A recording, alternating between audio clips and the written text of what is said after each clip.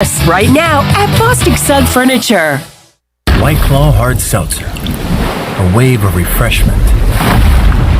Crafted using our unique Brew Pure process. Made pure. Nothing tastes like White Claw Hard Seltzer. White Claw Hard Seltzer. Available in 5 fruit flavors, 2 grams of carbs, gluten-free, and 100 calories. Find it at whiteclaw.com. White Claw Hard Seltzer. Nothing tastes quite like it. Proudly distributed by Coastal Beverage. Please drink responsibly. Hey, Pirate Nation. This is Scott Harris with RE/MAX Preferred Realty. I've been in Greenville over 25 years. I'm a proud graduate of ECU. If you're looking to buy or sell a home, then give me a call today and let me help make your real estate process fun and easy. I keep it simple and explain the process every step of the way. My goals are your goals. There are no long-term contracts, and you always deal with me from start to finish. The right home starts with the right agent. Call me, Scott Harris, at 347-1857. Go Pirates! Have you been waiting to try CBD? E&S Hemp on Fire Tower Road in Greenville is the area leader in CBD. We want to educate you on how our products work with your endocannabinoid system. These products are all natural and non-addictive. E&S offers a variety of products to meet your needs. Tinctures, edibles, topicals, and even smokable items. Customer feedback indicates relief from stress, anxiety, fatigue, pain, and PTSD, just to name a few. E&S Hemp is located on Fire Tower Road. Also, check us out on our Instagram and Facebook pages. Warren's Hot Dog Pizza. Homemade lemonade. Hey, Pirate Nation, are you ready for some Warren's hot dogs? Warren's Original Hot and Judy's Mild Sweet Chili Hot Dogs have been the official hot dog of sports fans for over 30 years. Pick up a tailgate special this football season of 10 or more hot dogs for only $1.50 each. Warren's in Greenville across from Ron Ayers Motorsports and the new Chocowinity location next to the fire department. Warren's Hot Dogs. Want some? Get some. Go Pirates. Hey Pirate fans, your one-stop shop for all your tailgate essentials is Shimmer Boutique. Need some purple and gold to wear? Shimmer has a great selection of clothing for men, women, and children. Need some shoes? Shimmer has the best selection of Hey Dudes around. Need a cooler for tailgating? Shimmer has you covered with a huge selection of Yeti and outdoor accessories. Shimmer, just 1 minute from the stadium on Greenville Boulevard behind Starbucks and in Winterville and Jacksonville. Find us online at shimmerboutiqueonline.com. Go Pirates! We paid how much for those lessons? Shh, she's doing great. Oh yeah, totally. Can you pass me a Pepsi Zero Sugar? Great job, honey! Oh, look at that. That's not the end. No way. Now it's time for the encore. You know what? You're right. 5 times? Not enough times. For everyone who traded in rock concerts for their kids' recitals, you've compromised enough. Pepsi Zero Sugar. That's what I like. Here is your ice-cold Pepsi Zero Sugar, sir. Oh, thanks. Wanna watch the game? Ooh, little sports ball on a Sunday afternoon. Don't mind if I do. Hey, did we win? It sounds like we won. It's still the first quarter. I must be lucky. People say that about me. Tough break on that free throw there. Shouldn't be doing that. Dude, we're watching football. Come on. For everyone who spent the entire game explaining the entire game, you've compromised enough. Pepsi Zero Sugar. That's what I like. This is Pirate Radio, WGHB Farmville, 1250 and 92.7 FM Greenville, WDLX Washington, 930 and 104.1 FM Washington. The following is an exclusive presentation of Pirate Radio, the voice of the pirate nation. Welcome to Pirate Radio Live. You can paint this with purple! Now live from the Pirate Radio studios in the heart of the Pirate Nation, here is your host, Clip Brock. Hello and welcome to a Wednesday edition of Pirate Radio Live. Clip Brock here with you inside the Pirate Radio studios, inside of week 1 as we make the transition to week 2 of the college football season. Coming up on today's program, we got a ton of college football talk and NFL. We'll talk Pirates South Carolina. We'll get you ready for the week 2 college slate, the week 1 NFL slate with a bevy of guests on today's program. Thanks for tuning in today on Pirate Radio 92.7 FM in Greenville, 104.1 in Washington. We're on 1250. We're on 930. We are live online, pr927fm.com. You can watch the show on Facebook Live and on YouTube. Got a lot of great videos up on YouTube. with our player and coach interviews from Tuesday. So check that out if you want to see Mike Houston's press conference in its entirety. Also, John Young, Miles Berry, Tyler Snead, and, of course, the interview with Fernando Fry, which we played a few times on the show yesterday. Special cameo appearance by Jeff Charles as Ric Flair on that show, on that video. We have fun. Shirley was just cutting promos from yesterday's show.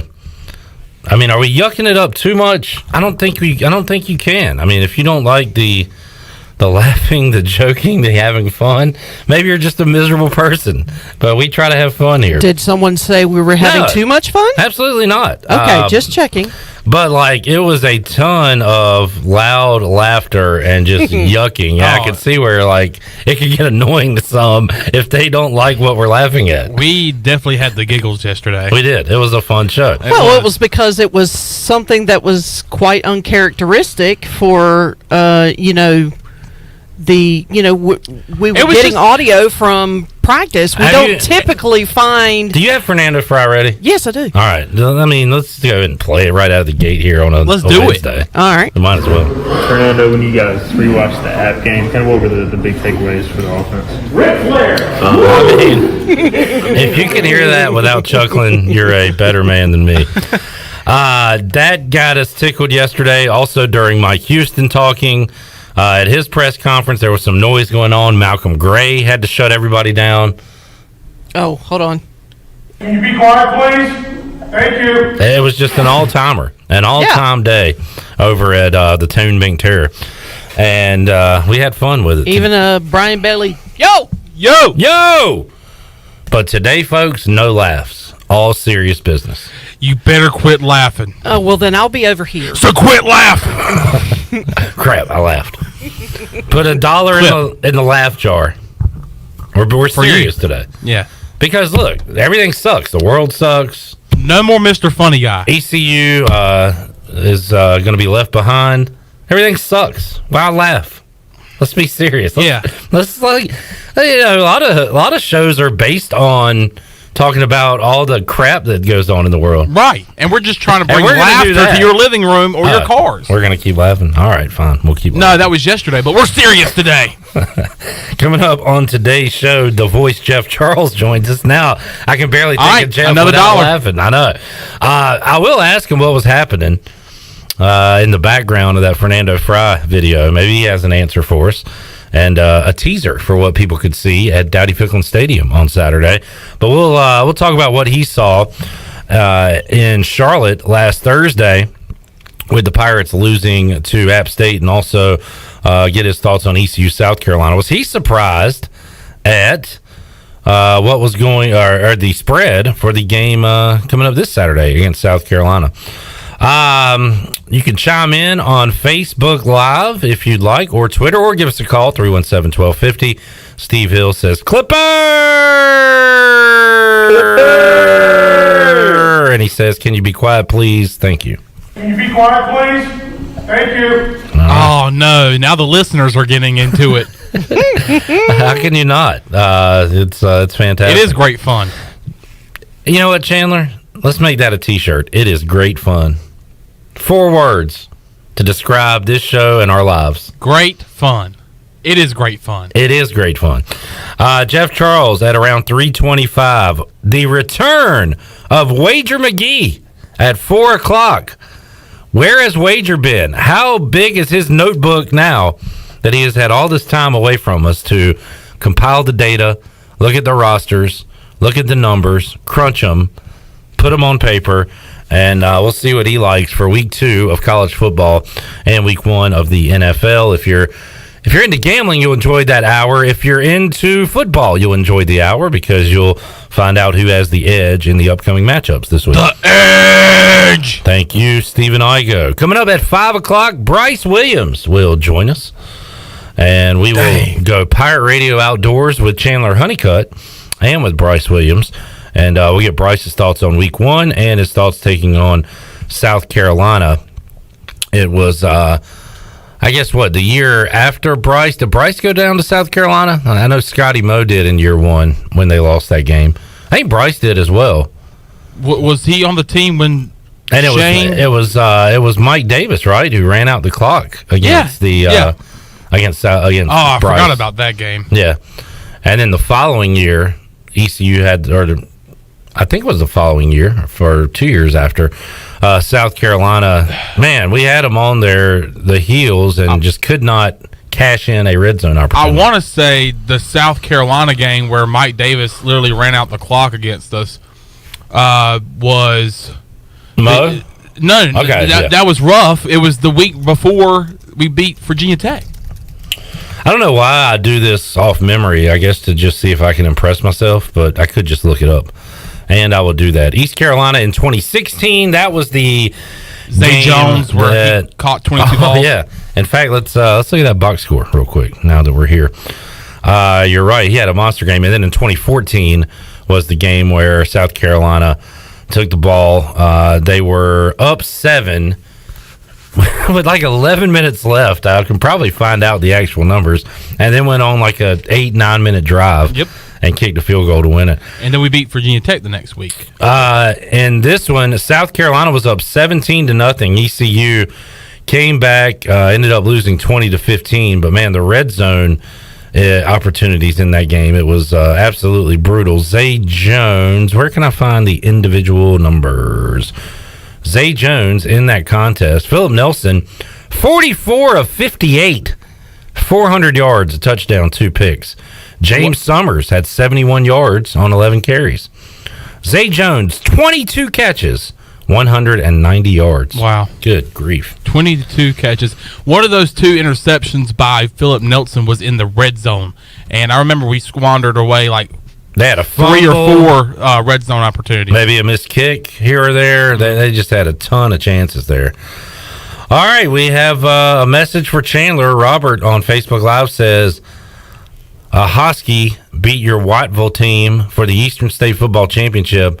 Some guy named Chester McGlockton was your number 1 player. Danny Ford was there also. Chandler doesn't know who Chester McGlockton is. I don't know. I do. He is. He's a little before your time. I remember him, I want to say, for the Raiders. He went to Clemson, right? He was a defensive lineman. But Chester McGlockton, a really cool name. I became the voice of the Wolfpack in 2019. So. Next time you... that's not my high school alma mater. But for people listening. Your high school is what? Lakewood High School. All right. When you're in Whiteville calling your next game, ask somebody about Chester McGlockton. All right. And line them up for the show next week. Got you. All right. Sounds good.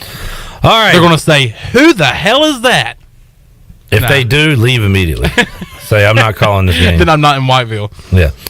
All right. Let's get to the rundown. The line has shifted to the favor of the Gamecocks. I looked at it today. South Carolina, a 1.5-point favorite against East Carolina. So remember what happened in the App State line? It was what, 14.5, 14? Got bet down all the way to 9. Was around 10 for kickoff. So people like the underdog, like the Pirates. They were betting it heavy. Now, ECU the favorite, people like the underdog. People betting the dog in South Carolina to make it now a South Carolina 1.5-point favorite over East Carolina. My pick is in already. I'm taking ECU to win this game on Saturday in a big bounce-back spot. But I could see why bettors, I could see why Pirate fans would think that South Carolina should and are favored in this football game. And I do think it is because of maybe the quarterback talk that's starting to occur as we get near kickoff time.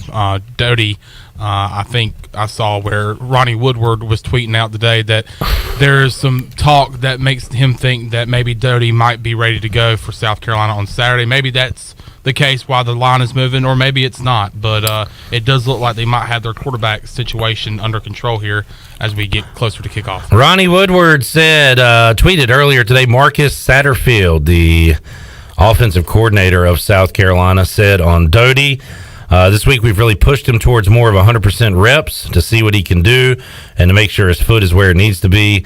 I'm anxious to see when we get to game time if he'll be ready to go or not, but he looked good today, end quote. If they're giving him more, pushed him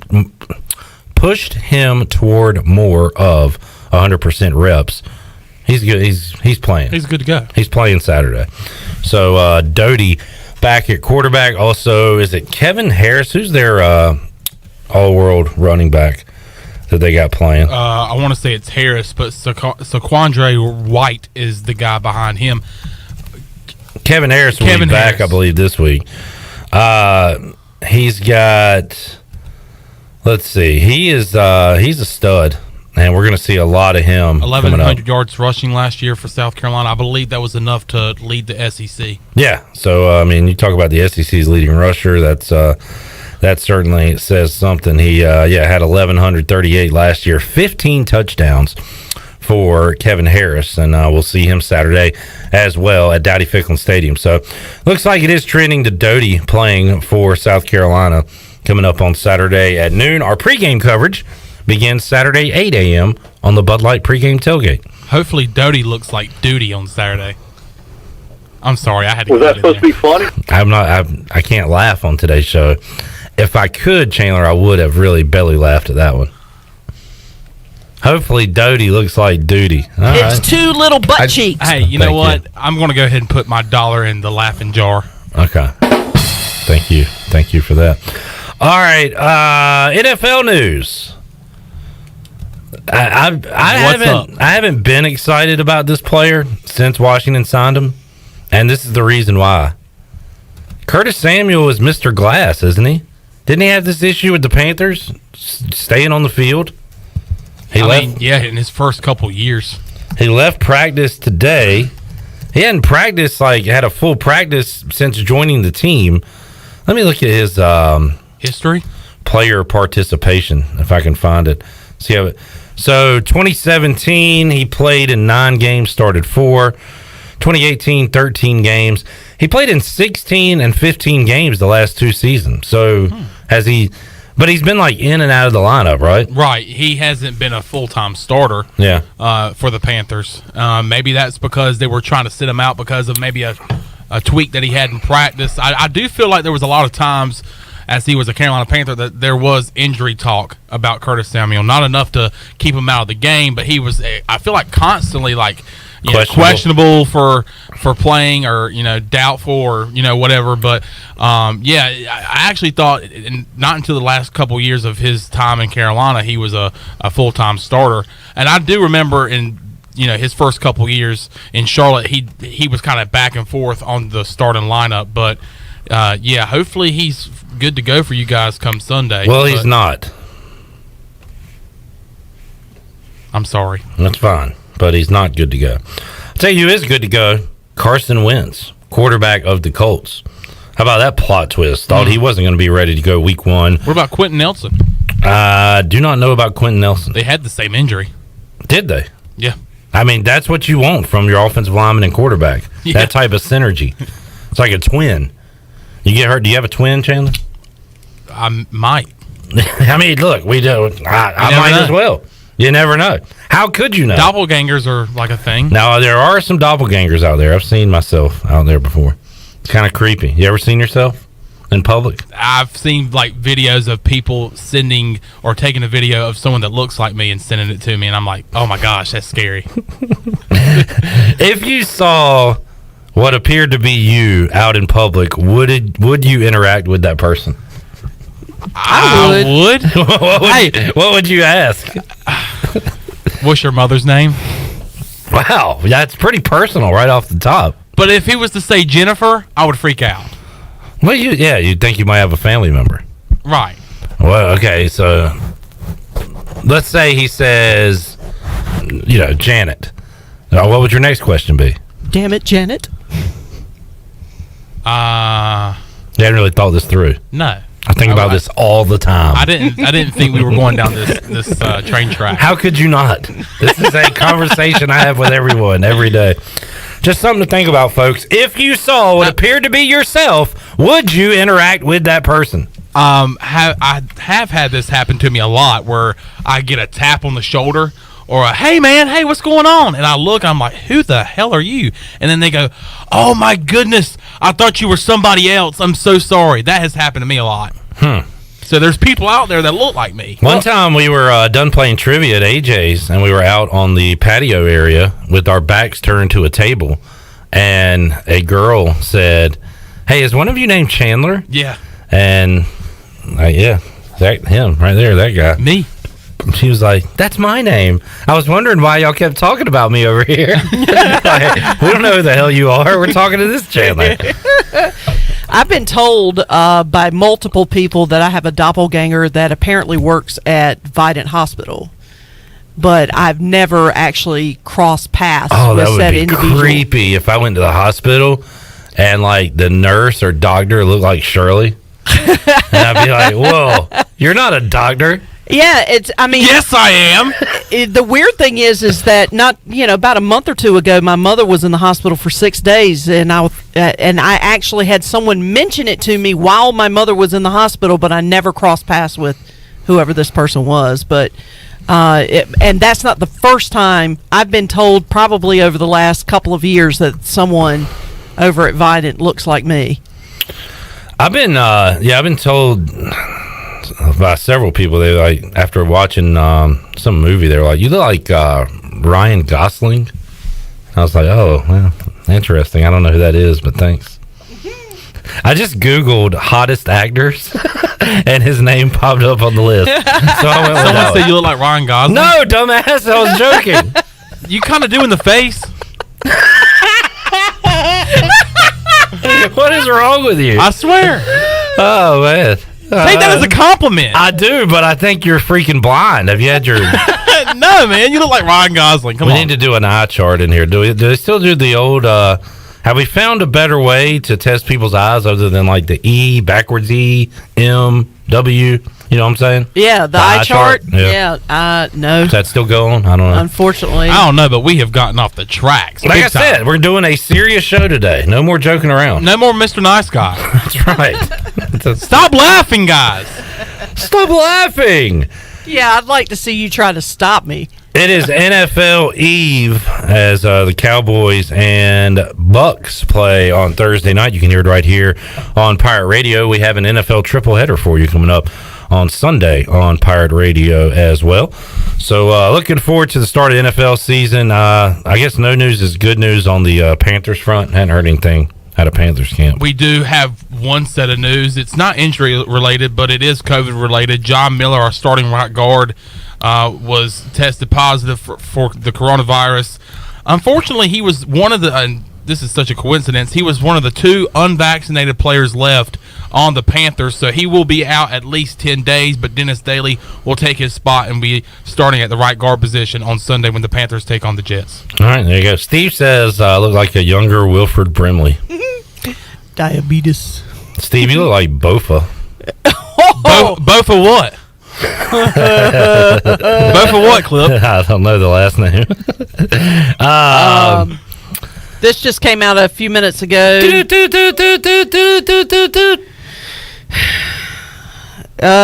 University of Cincinnati has officially submitted an application to join the Big 12.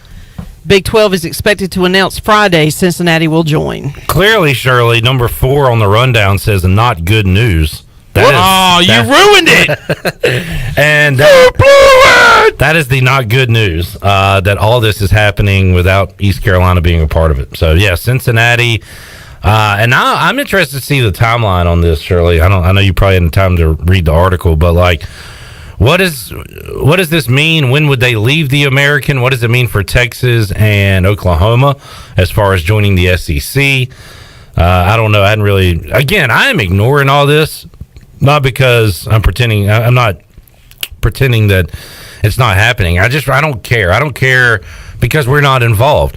I don't really care who's added to the AAC. It's all a big joke anyway, and we're getting left behind. We're still going to have athletics. I'm just going to preview and recap the games ECU plays in, no matter who they play. Absolutely. That's all I can do. I realize that this is a major deal financially and moving forward in the landscape of college football and college athletics, but I'm just not I'm not into discussing it, really. But if you are, you can give us a call, 317-1250, or chime in on Facebook. So there you go. Fair enough. There's the not good news. All right, that is the rundown. We will take a time out. When we return, we'll visit with the voice, Jeff Charles, get his thoughts on East Carolina App State, East Carolina, South Carolina, him yelling in the background of the Fernando Fry video, and more. When we return on Pirate Radio Live on a Wednesday, we're back with you after this.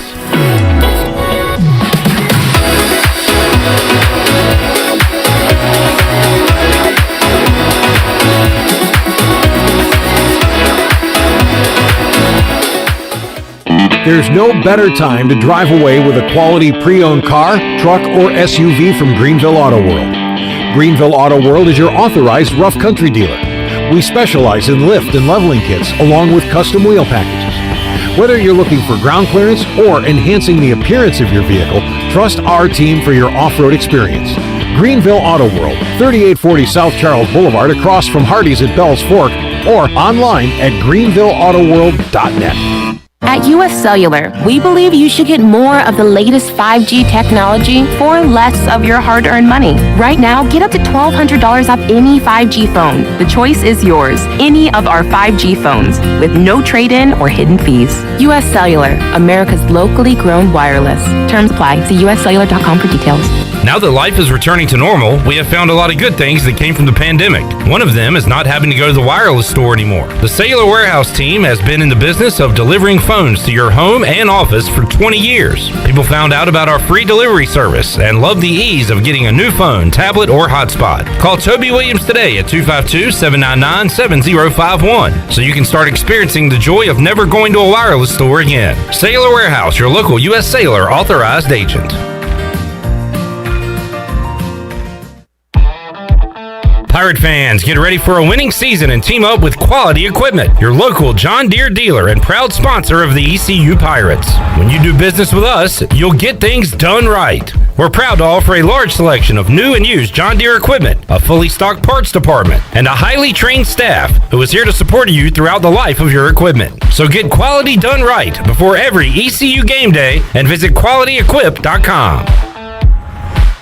Great food, great atmosphere, and great service is Ottavola Market Cafe. Ottavola is simply a restaurant that focuses on that, being a great restaurant. There's something for everyone at Ottavola. The menu offers a variety of great choices like pastas, pizzas, sandwiches, soups, salads, and seasonal rotating selections. Lunch or dinner, Ottavola is always the right call. Call ahead and get Ottavola to go, or stop by the bar for a drink with friends. It's simple. Come and eat at Ottavola Market Cafe, Red Banks Road next to Food Lion, and OttavolaMarket.com. Ottavola, Pirates supporting pirates.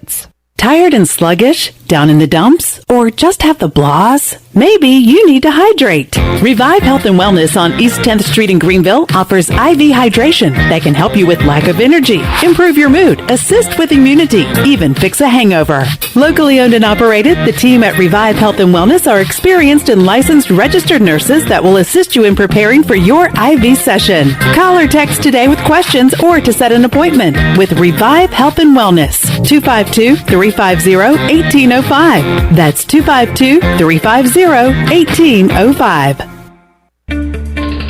I'm Michael Vaughn with East Coast Grading and Utilities. Many of you know my dad, David Vaughn, and his work in putting in subdivisions all over Pirate Nation. But East Coast Grading and Utilities is not just for those type of big jobs. We're here for the homeowners. Whether it's concrete, driveways, hauling rock, or sand, whatever you need, East Coast Grading and Utilities can get the job done. Call us at 252-531-7494 or check us out on Facebook at East Coast Grading and Utilities.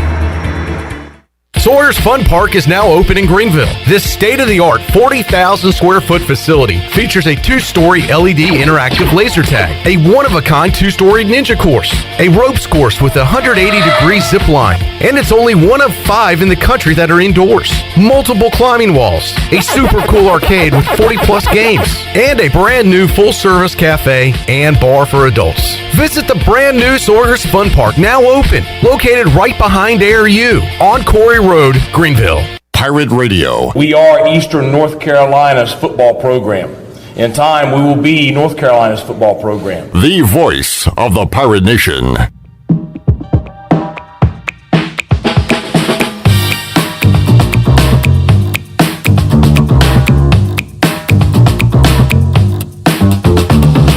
You're listening to Hour 1 of Pirate Radio Live. Do you need custom t-shirts, apparel, or promotional items for your business, organization, or event? Keep it local. Print it local with University Sportswear. Contact them today at universitysportswearenc.com. Now, back to the show. Welcome back. Got damage? Damage from wood rot? Fixed. Damage from smoke or fire? Fixed. Damage caused by water? Fixed. If you've got damage, use a contractor that works for you and not your insurance company. Visit fixednc.com today or call 999-0001. That's 3 9s, 3 zeros, and a 1. Fixed NC, restore, renew, maintain. Now let's head back into PRL. Here's Clip Brock. All right, Bud Light East Report brought to you by Bud Light. We'll be with you on the Bud Light pregame tailgate coming up Saturday morning before East Carolina and South Carolina, 8 a.m. And we'll visit with the voice there. We'll visit with the voice right now and talk some Pirate football as Jeff Charles joins us on the Fixed NC live line. Jeff, how you doing today? Clip, I'm doing great. I think we need some positive news around here, and I was looking back over the series between ECU and South Carolina, and in the decade of the 90s, the Pirates had a winning record against the Gamecocks. They were 4-3 against South Carolina, and I can remember a lot of big wins over the Gamecocks, most of them coming in Columbia. So this is going to be the 20th game in the series, and I think it's good for both programs, especially for the Pirates to have an SEC school coming into Greenville this weekend. Yeah, and honestly, Jeff, I didn't know if it was happening. It seemed like this game kept getting pushed back, moved to Columbia, and glad to see them finally rolling into Greenville. I know one of those meetings, Jeff, was just a Scott Harley run-a-thon, right? He ran all over the Gamecocks in Columbia one of those Saturdays.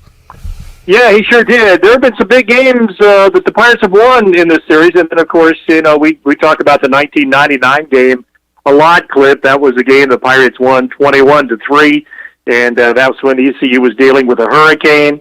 Yeah, that was a big win for ECU. In fact, the Pirates won that game in '99 and have not won a game since. South Carolina has won 4 games in a row in the series, but there have been some big wins, and I know some disappointed South Carolina fans. I can remember a Lou Holtz coach team that the Pirates went down there and beat, and he was distraught after the game. So Pirates there for a while had the South Carolina Gamecocks number, but here of late, South Carolina has had the better of it in the series. Well, Jeff, you talk about positive news, something to look forward to. Yesterday, while Fernando Fry was being interviewed over at Town Bank Tower, we heard the voice in the background rattling off some wrestlers' names and even wooing a few times. So tell us, what are we looking forward to there, Jeff? What was going on there yesterday? Well, they hit me with that one cold. Ryan Meador came up with me and said, we need a 15 seconds segment that they do on the video board, so okay, helped them out. But once I thought about it, I left out a bunch of guys I wish I would have included. So they hit me with it cold, and I did the best I could. We had some fun yesterday playing the Fernando Fry interview and hearing the voice wooing in the background. So I guess that's coming up this Saturday for fans in attendance. Yeah, it should be this Saturday. Okay, good deal. It'll be the Pirates and Gamecocks. We'll visit with the voice early morning Saturday on the Bud Light pregame tailgate, taking you up to kickoff. Jeff, and we're far removed from it now, just about a week from the season opener, but have not talked to you since then. Just, I don't know, a thought or two on what happened against Appalachian State. I guess the old cliche, the better team won that game last Thursday night. Yeah, I don't think there's any doubt about that, Clip, but the word that has come to my mind here for the last few days is disappointment. I think there's disappointment on the staff, the coaching staff, also the players, the fans, those of us in the broadcast area that support East Carolina every which way we can every week, and we were all disappointed. I expected East Carolina to play a lot better last week, and they just did not do it, and unfortunately it looked like some of the same old that we've seen here the last few years, and it reared its ugly head again this past Thursday. So we're hoping the Pirates play better this week, but, Cliff, we get into these old cliches and these old sayings, but unfortunately in sports it usually is the same thing, and in football we talk about you have to be able to stop the run and you have to be able to run the ball. The Pirates couldn't do either against Appalachian State. Appalachian State had 226 yards on the ground. The Pirates only had 96, and East Carolina got whipped up front on both sides of the ball, and that was our biggest fear going into the game because we knew that it was a veteran offensive line, veteran defensive line for Appalachian, and still some question marks for the Pirates up front. And that's my biggest concern, Clip, going into this game on Saturday with South Carolina. They have all 4 of their defensive linemen returning from last year, and they have 4 of 5 starters in the offensive line returning from last season. So that's another concern, just like it was last week. And the Pirate offensive lines and defensive lines are going to have to grow up in a hurry this week. Jeff, talk about being snake bit. Second straight year where a tackle goes down for the Pirates in week 1. Last year it was Deontay Smith. This year, Bailey Malovic. I guess the positive news this year is you have Noah Henderson ready to go in and play at tackle, and they hope he's back to 100% in football shape and ready to go. But, man, that's another tough one to swallow just 1 week into the season. Yeah, it is. I feel for Bailey because he had worked so hard. We talked last year, Cliff, that he didn't really look like a right tackle because he was on the thin side. He was only about 255 pounds. But, boy, did he ever work in this past year. Got in the weight room and his nutrition was better.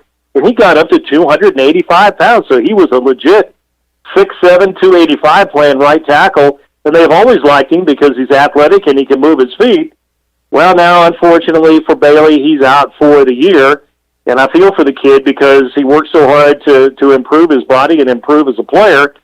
And now he's going to have to go through that long, arduous rehab with a knee injury. So he's out. Next man up. Noah Henderson played well last week. He'll get the start. And then they brought in this young kid from the West Coast who's going to probably see some playing time at the right tackle spot as well. Young man who started his career at Diablo Valley Community College and then moved on to Oregon State. Looked like he was going to go to Oregon State, and now he's with the Pirates, Rob Vanderland, and he's got the size, Clip. He's 6'5", 301 pounds, and I think we'll see him play some at right tackle this week as well. But, you know, the other guys, in talking with the coaches, they felt like, you know, they did a decent job last week. Justin Chase and Nishad Strother and Avery Jones and Sean Bailey is a veteran up front. Some of those guys did, I believe, grade out fairly well. But, boy, as a unit, they just have to do a better job, especially with Rajay Harris. He just didn't have anywhere to run last week. Now, Keaton Mitchell was able to get to the outside, as we know, and made some things happen. But, boy, it was tough running between the tackles. Jeff Charles joining us. Jeff, we talked about the point spread of the Appalachian State game when it first came out, and if you were surprised or not, let's have that conversation again. Were you surprised at all to see East Carolina a favorite over South Carolina going into Saturday's game? Yeah, I really was, Cliff. I thought it was a misprint, but I did see that, and I know it's gone back and forth this week. I didn't pay much attention to it here the last couple of days. Looks like South Carolina's a 1.5 point favorite now, so it has shifted a little bit to the Gamecock side. Well, I'm still surprised, to be honest with you. I don't know. We'll have to wait and see. Unfortunately, these guys are really pretty close most of the time, and we've talked about that over the years. I thought the 10.5, whatever it was at kickoff time last week was a little bit high, and I expected the Pirates to cover last week, but as we all know, it didn't happen. They lost by 14 points, so we'll see what this week brings. Jeff Charles will be on the call alongside Kevin Monroe and the crew on the Pirates IMG Sports Network coming up Saturday for East Carolina and South Carolina. Jeff, man, I tell you what, I took advantage of my football Saturday off. I don't get many of those. I watch football from noon till after midnight. How about you? How much did you watch outside of East Carolina in week 1?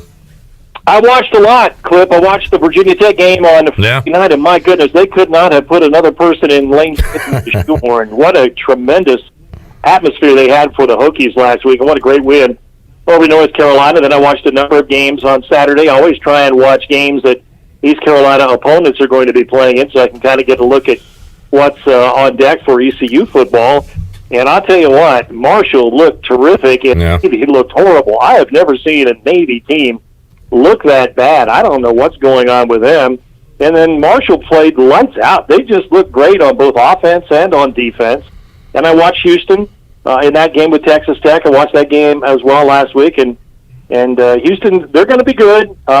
We think they're going to be, it's the top division in this league, top half.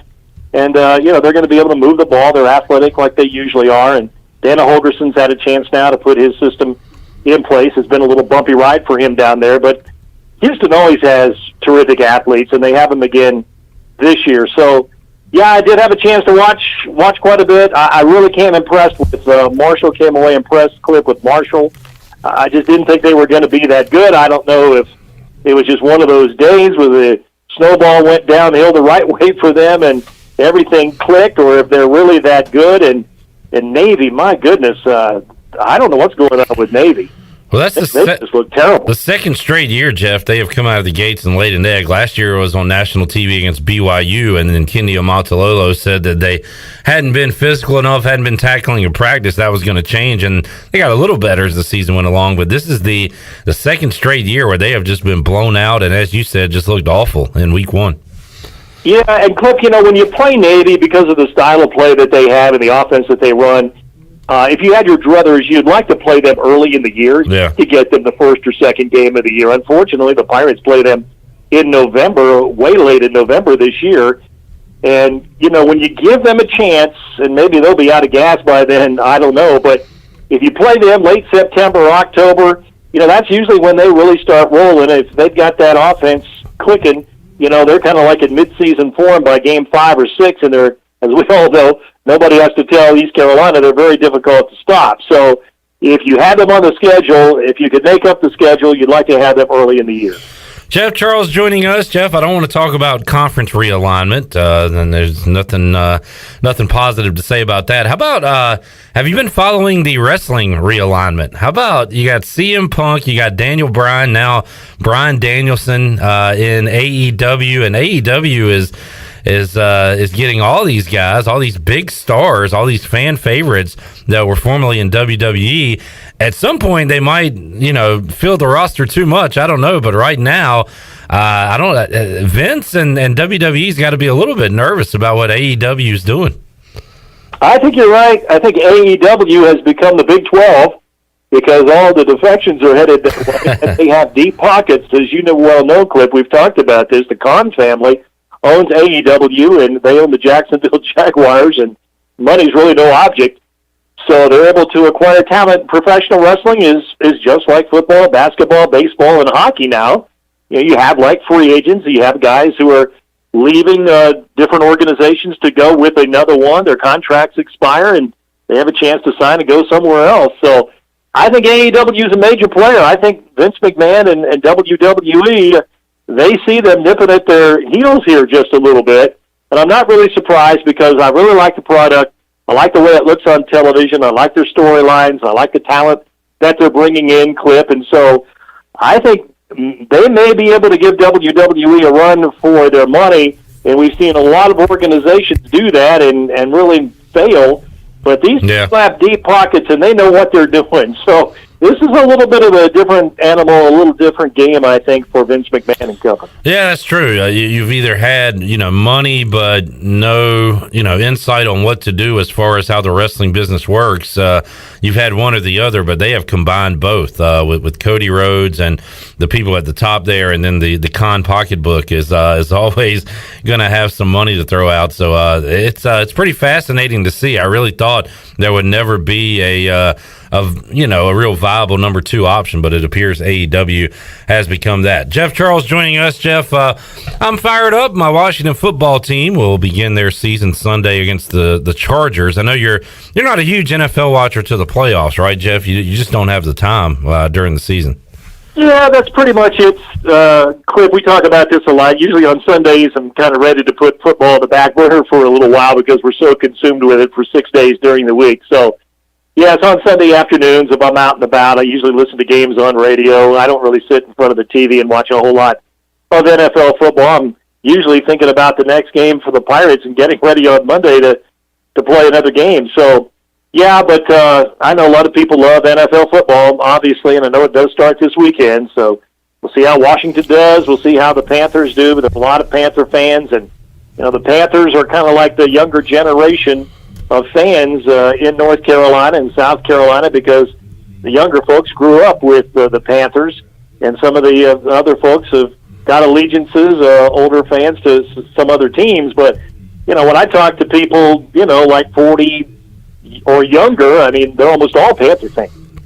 Yeah, sometimes, Jeff, throughout the year, I think, should I have made the switch from Washington to the Panthers? I might have lived a happier life, but, I stuck with the team, and here we are.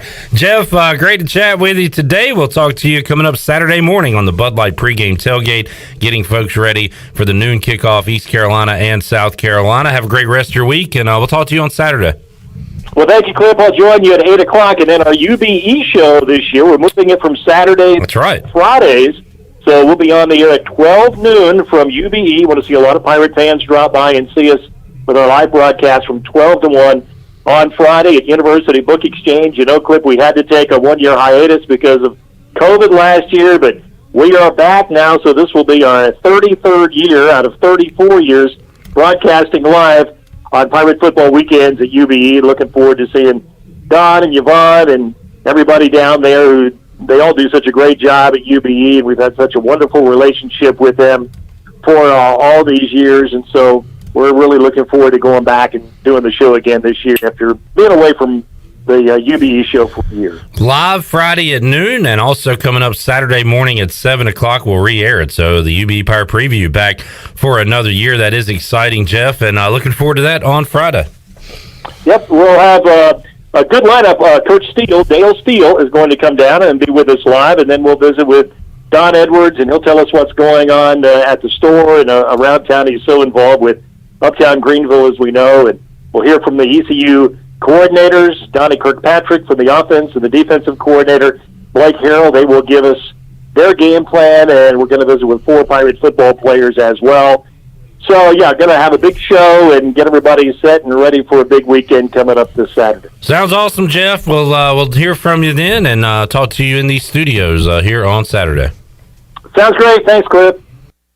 There is the voice, Jeff Charles, joining us on the Fixed NC Live Line. UB Pirate Preview coming your way at an all-new time, Fridays at noon, and we will re-serve it up coming up 7 a.m. on Saturday morning before the Pirates and the Gamecocks. We got a fun ride on the 4-hour ride on the Bud Light pregame tailgate coming up on Saturday morning. We will take a time out, come back, wrap up hour number 1. Coming up in hour number 2, the return of Wager McGhee. We will break down week 2 of the college football slate and talk week 1 NFL. We'll get Wager's thoughts on South Carolina and East Carolina as well. That's coming up at 4 o'clock right here on Pirate Radio Live. We got more in hour number 1 after this.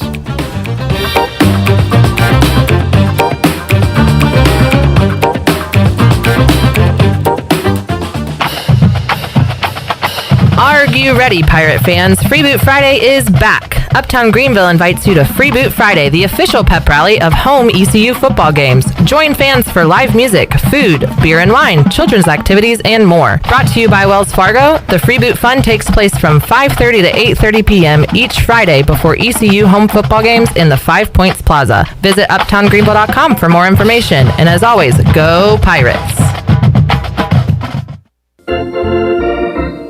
Fans, be sure to purchase your game day tickets in advance online at woodducksbaseball.com or by calling the team office at Granger Stadium. Ticket prices for Sunday through Thursday are just $7, and Friday and Saturday tickets are $12. To book your group tickets or purchase season tickets, call our front office at 252-686-5154. Go Woodies!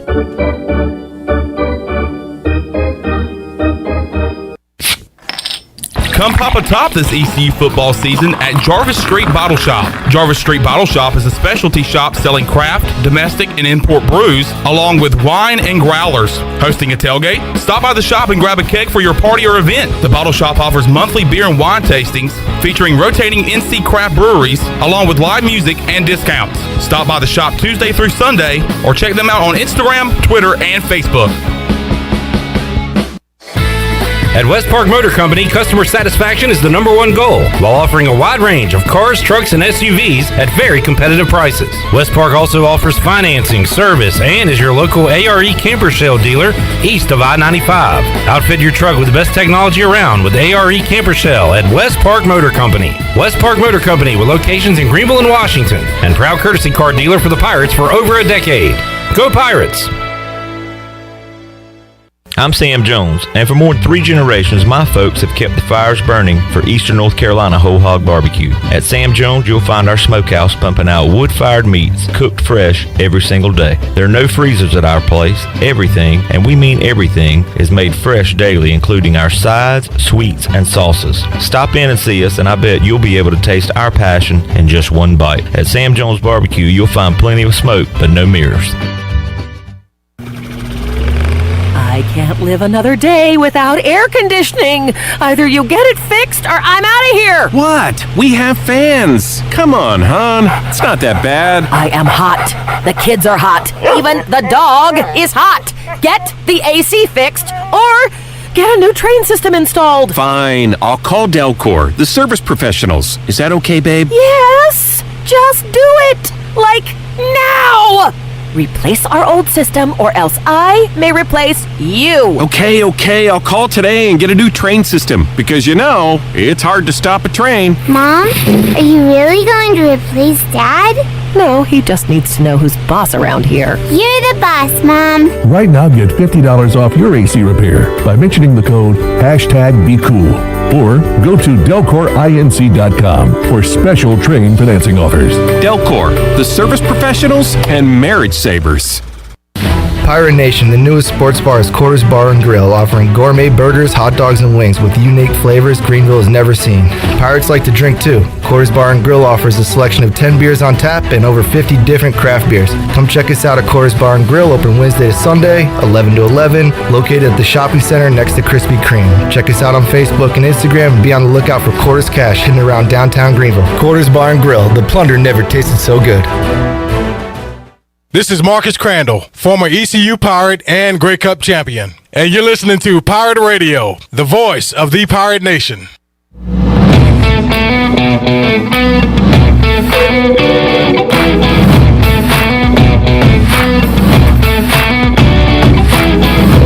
You're listening to Hour 1 of Pirate Radio Live. Do you need custom t-shirts, apparel, or promotional items for your business, organization, or event? Keep it local. Print it local with University Sportswear. Contact them today at universitysportswearenc.com. Now, back to the show. Welcome back. The best place in Greenville to unwind after work and have fun is AJ McMurphy's. AJ's has daily food and drink specials and an awesome patio, perfect for some outdoor dining. There's something for everyone every weeknight, including sports trivia with our very own Clip Rock. AJ's has live music every Friday and Saturday with no cover and brunch every Sunday. Make today an AJ's day. Now let's head back in to PRL. Here's Clip Rock. Got a lot of NFL trivia ready to go for tonight at 8 o'clock at AJ McMurphy's. Here's one for you folks out there and for Shirley and Chandler. This ACC school has 2 starting quarterbacks starting this week in the NFL that went to their school. I could have worded that a lot better. This ACC school has 2 NFL starting quarterbacks in week 1. It's not state, even though they have 1 million quarterbacks in the NFL. It is not state. Oklahoma. Oh, no, you said ACC school. Atlantic Coast Conference. Clemson. I was no. Oh crap! Deshaun Watson. Never mind. He's not playing. Hold on. Chandler's face. Is Chandler's face on the video? Because it's really good. I'm just trying to think. Oh God. Let's see if anybody can beat you on Facebook Live or on Twitter. Oh God. Or call in 317-1250. Oh God. We'll find something for you to win. No. What do you mean no? I want to win. Well, hurry up. Just start naming ACC schools then. Virginia, no. Matt Shaw is not playing this week. Let's go with Duke? No. Let's see. They do have Danny Dimes. Danny Dimes, baby. Let's go with Louisville. Ding, ding, ding, ding, ding. Now, who are they? All right. Lamar Jackson. Yeah. And who else? Teddy Two Gloves. Oh, that's right. Teddy Bridgewater and Lamar Jackson, the starters from Louisville. It's kind of a rando ACC team. By the way, Louisville is the worst. The worst. Did you see them the other night? Their defense was horrible. Ole Miss's offense, man, you want to talk about up-tempo. Ole Miss was running they were running plays every 3 or 4 seconds. I want to see what they look like against another opponent. You know what I'm saying? It was week 1. I think Louisville's pretty crap. Louisville lost 2 or 3 players in the first half to targeting penalties. Oh, it was the target fest. I tweeted right at kickoff, made the best cheater win, and both of those teams were cheating their arse off the other night. But I want to see Ole Miss against, who do they got coming up? Let's look at their schedule. I want to know if they're that good and that fast. Scott Satterfield, more like Scott Satterfield. With the D? Yes. Oh, that's pretty good. That's classic comedy. I learned from the best. They got Let's Go P coming up this Saturday night, Austin P. And then Tulane will go to the Grove. Oh. To Oxford to take on Mississippi. Hello. So that'll be Speaking of Austin P, Will Healy with Charlotte getting the big win over Duke on Friday night. From Austin P? I think that's where he was last time. Okay. Did not know that. Yeah, that was a nice win. We had some really kind of comical field rushing going on week 1. One of those was Duke. And Charlotte? Charlotte storming the field. Oh, I didn't see that. On Duke. There was another one where a team beat a bad opponent and stormed. And now I can't think of it. But it was fans were back for the first time. I'd rather see field storming than fist fighting in the stands if we're going to do something returning to the game. So, yeah, let's keep the field storming going. If ECU beats South Carolina on a last-second touchdown, does the Boneyard storm the field? Is the Boneyard going to be there in the fourth quarter? Are the students going to stay? I tell you what, when I was in school, they didn't. I know. And, back in my day. I tell you what, we didn't stay for crap. Well, see, when I was in school, man, there was nothing to cheer about. Nothing. When I was in school, we had John Thompson. Scotty Moe. I had John Thompson. God, I can't wait to be 65, 70 years old. Hopefully, East Carolina thriving. My grandchildren going to East Carolina going, we love football games. And I'm going to say, well, back in my day, son, we had Scotty Montgomery. We didn't win but 9 games in 3 years. You can't wait to tell that story. Boy, tell the pain that I went through. What conference will ECU be in when you're a grandpa? The Big 24. Some newly formed, the Big United States Stars and Bars Association. Stars and Bars match. All right, we're wrapping up this hour. Coming up, hour 2, the return of Wager McGhee. Wager, don't walk down the hallway. There's video on. Don't walk down the hallway. Oh, Wager. Don't let me get off of our camera. Need to go shut that door or something. Did he already walk through? Yeah, but it was very quick. Oh, the identity of Wager exposed. Put on the hood, Wager. He hasn't been here in a while. He forgot he went to go do a wardrobe protocols. We got Bryce Williams coming up in the 5 o'clock hour. We got more Mike Houston to get to as well. In fact, we got a bunch. Shirley, let's hear cut 4 from Mike Houston. Does he think that South Carolina will be blitzing a lot this week? Well, I would expect to see that pretty regularly. I thought App did a great job of mixing up pressure and playing coverage. I thought that was. Yeah, we. So, hey, can you be quiet, please? Thank you. All right. Sorry about that. I guess everybody didn't get the memo, but I thought App did a good job mixing up, playing coverage and pressure. South Carolina, Clayton White, the defense coordinator at South Carolina, did a great job at Western Kentucky, and he's got a great scheme. So I do expect to see a good bit of pressure this week. Mike Houston on the South Carolina defense, and a cameo from Brian Bailey yelling, yo! And Malcolm Gray saying, can you be quiet, please? Thank you. Troy D asked what happened with the operation on the missed extra point early in the game. Number 5. Well, I think we only had one issue. It was on the first one, and it was a mix-up between the snapper and the holder. Just, it's one of those things that can happen there in a first game, and we got that corrected immediately. So I thought we did a good job the rest of the night. And let's hear one more before we take a time out. Stephen Igo asked, what issues did Coach Houston see from Thursday's game that are fixable heading into week 2 against South Carolina? Well, I mean, I think it depends on where you're talking, whether it's offense, defense, or wherever.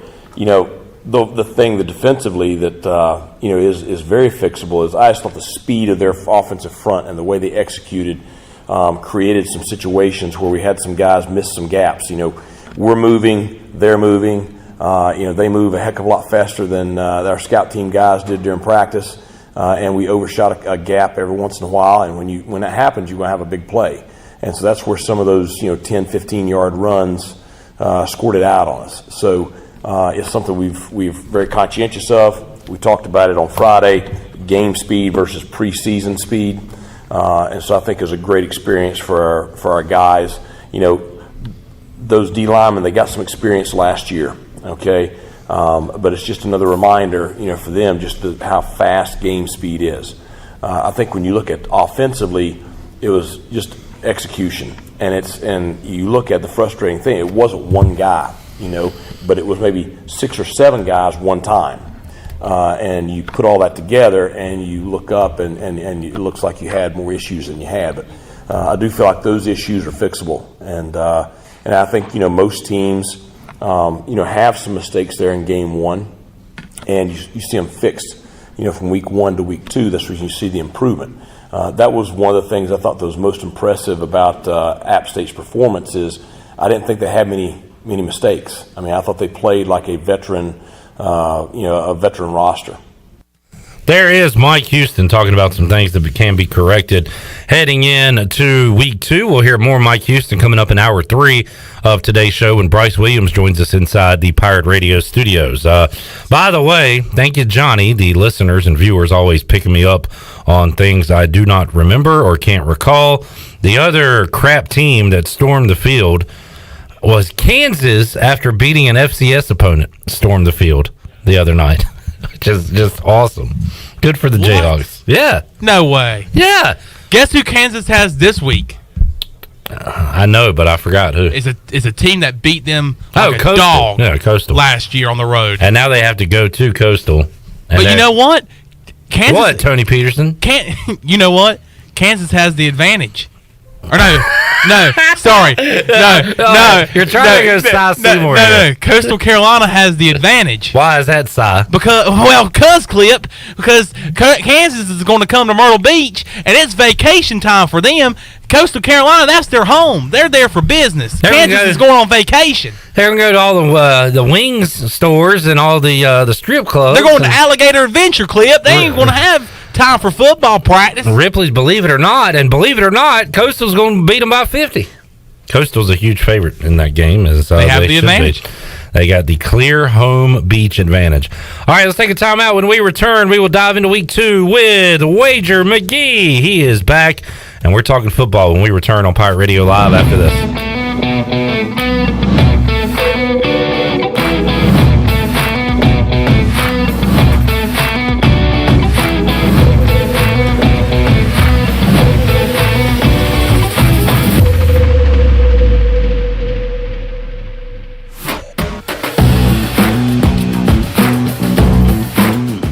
Warren's Hot Dog Pizza, homemade lemonade. Hey, Pirate Nation, are you ready for some Warren's hot dogs? Warren's Original Hot and Judy's Mild Sweet Chili Hot Dogs have been the official hot dog of sports fans for over 30 years. Pick up a tailgate special this football season of 10 or more hot dogs for only $1.50 each. Warren's in Greenville across from Ron Ayers Motorsports and the new Chocowinity location next to the fire department. Warren's Hot Dogs. Want some? Get some. Go Pirates. Pirate Nation, your ECU football team is getting ready for another season, and they need you inside Downey-Picklen Stadium. Football season tickets are on sale now, and great seats are still available. Come out and watch your Pirates take on SEC opponent South Carolina, preseason top 10 Cincinnati, and many more. Season tickets start at just $99 and can be purchased online at ECUPirates.com or over the phone at 1-800-DIAL-ECU. Buy yours today, and let's bring back Rowdy Dowdy. Go Pirates! Hey Pirate Nation, this is Tom Brown from Brown & Wood Buick GMC Truck. We've been serving the Pirate Nation in Eastern North Carolina for 83 years. We have 4 brands, 3 generations, 2 showrooms, and 1 goal to make sure you leave a happy customer. This month at Brown & Wood, get an all-new 2021 GMC Terrain and save over $3,550 or 0% for 72 months. And as always, Brown & Wood is the home of the lifetime powertrain warranty. We're located on Greenville Boulevard next to the Convention Center, or shop us online at brownandwoodauto.com. Hey Pirate Nation, this is Amanda Houston, and when it came time to make the game-winning play for relaxation at our house, I made the right call to Jamie Lang and Carolina Hardscapes. Jamie and his team built the backyard oasis of our dreams with a beautiful custom paver patio, outdoor lighting, and fireplace. Make your backyard incredible and call Carolina Hardscapes today at 364-1201 or visit their showroom on Fire Tower Road across from Bostic Suck. Go Pirates!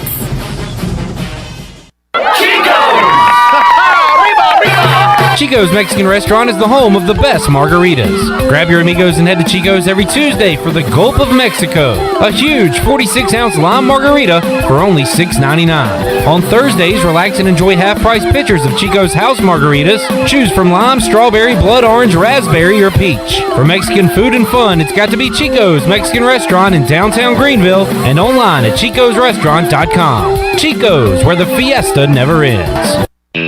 Eastern North Carolina's choice for window tinting, signs, graphics, wraps, graphic design, and more is Signs and Tint. Signs and Tint is family owned and operated right here in Greenville, and their NC licensed electricians specialize in ceramic coating, vehicle wraps, and more. Signs and Tint offers 10% off for military and first responders. Also, make sure to mention Pirate Radio at checkout for a discount. Stop by their office today at 801 Staten Road or visit them online at signsandtint.com. Hi, I'm Annalie Newhoff. And I'm Rob Campbell. And we are with CopyPro. We have been locally owned and operated here in Eastern North Carolina for almost 50 years. CopyPro is the leader in office technology. Does your business struggle with keeping printing costs low or producing professional documents? Here at CopyPro, total customer satisfaction is our #1 priority. We have a variety of solutions to help reduce your printing expenses and make your business more productive. Call us today at 1-800-682-6558 or online at copypro.net. CopyPro, we are the professional office systems people. Guess what, Greenville? Calzones are back. Community Calzone is the only restaurant in town specializing in calzones. Choose from over 50 different calzones, or you design your own with unlimited options, including vegetarian. Community Calzone also features wings, huge salads, and more. Plus, they deliver to almost everywhere in Pitt County. Located on Greenville Boulevard next to Ashley Furniture Warehouse, they're open for lunch, dinner, and late night for dine-in, pickup, or delivery. It's Community Calzone. This is Pirate Radio, WGHB Farmville, W224EI Greenville, WDLX Washington, and W281CH Washington.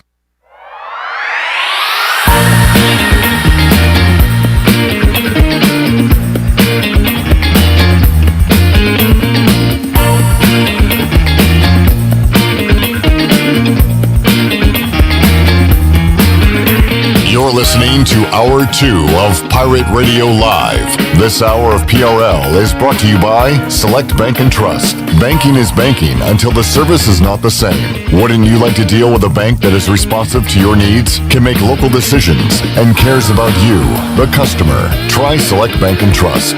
Bank local. Bank select. SelectBank.com. Now, back to the show. Welcome back. Town Insurance is your premier independent insurance agency. From maximizing opportunities to minimizing risk, Town's insurance advisors offer expert professional advice to clients of all sizes. For personal or business insurance questions, call 756-8300 today. Now let's head back in to Pirate Radio Live. Here is your host, Clip Brock. Alrighty, back with you, Hour 2 of Pirate Radio Live, and it's great to say once again, it is Wager Wednesday here on the show, the return of Wager McGhee.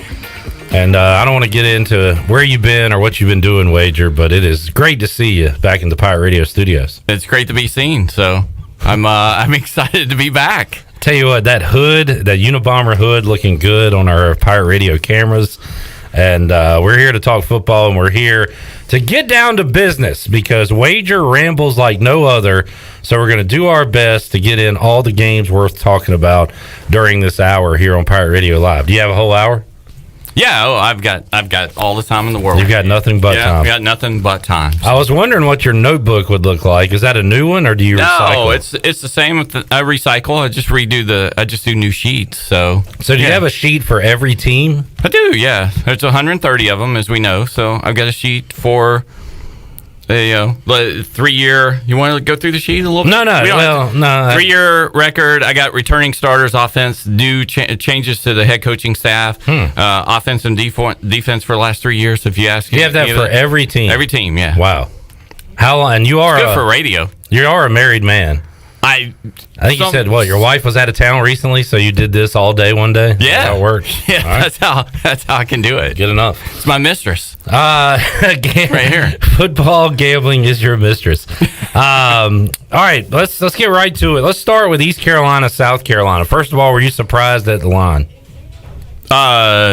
I'm surprised it's flipped to that opened up as South Carolina as a favorite and it's flipped to ECU. Well, it was reflipped. Last I saw it was South Carolina by 1.5. Yeah, I like South Carolina. You like South Carolina? Yeah, I mean, fourth best offensive line in the SEC, which again, if you start looking at that, it's Alabama. I can't Georgia, believe that's Texas A&M.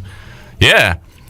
The Bible says it, so it has to be true. That is true. Can we pray for it for a little bit? I mean, they're just going to line up. Place your hand on the Phil Steele magazine. Do you swear to be truthful this whole hour? Oh, without doubt. All right. I mean, they're just going to line up and run it down, try to run it down their throat, just Kevin like Harris. App did. Yeah.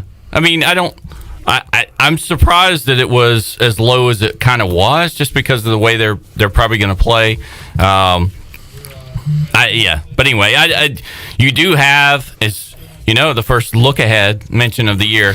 South Carolina does play Georgia next week, so it's a really bad look ahead for South Carolina. So if there's anything that's going to catch them, in a bad spot, it's a bad spot for them. So that's the advantage that East at home with the crowd and them looking ahead to Georgia. But I just think Beamer being so new, coach 2-0 for South Carolina is going to be huge, and they're just going to line it up. They were really, even though what it was against Eastern Illinois, it was a very efficient game for them offensively, and their starting quarterback might be back. Yeah, it looks like Doty is going to be back for them. I thought App State would run it all on East Carolina, which they did. Chase Bryce was better than I thought. I don't know if ECU made him look better than he actually is, but should we worry about the South Carolina quarterback at all? I mean, is it just going to be running the football? I think it's going to be run the football. Yeah. I mean, they ran it for 258 yards last week.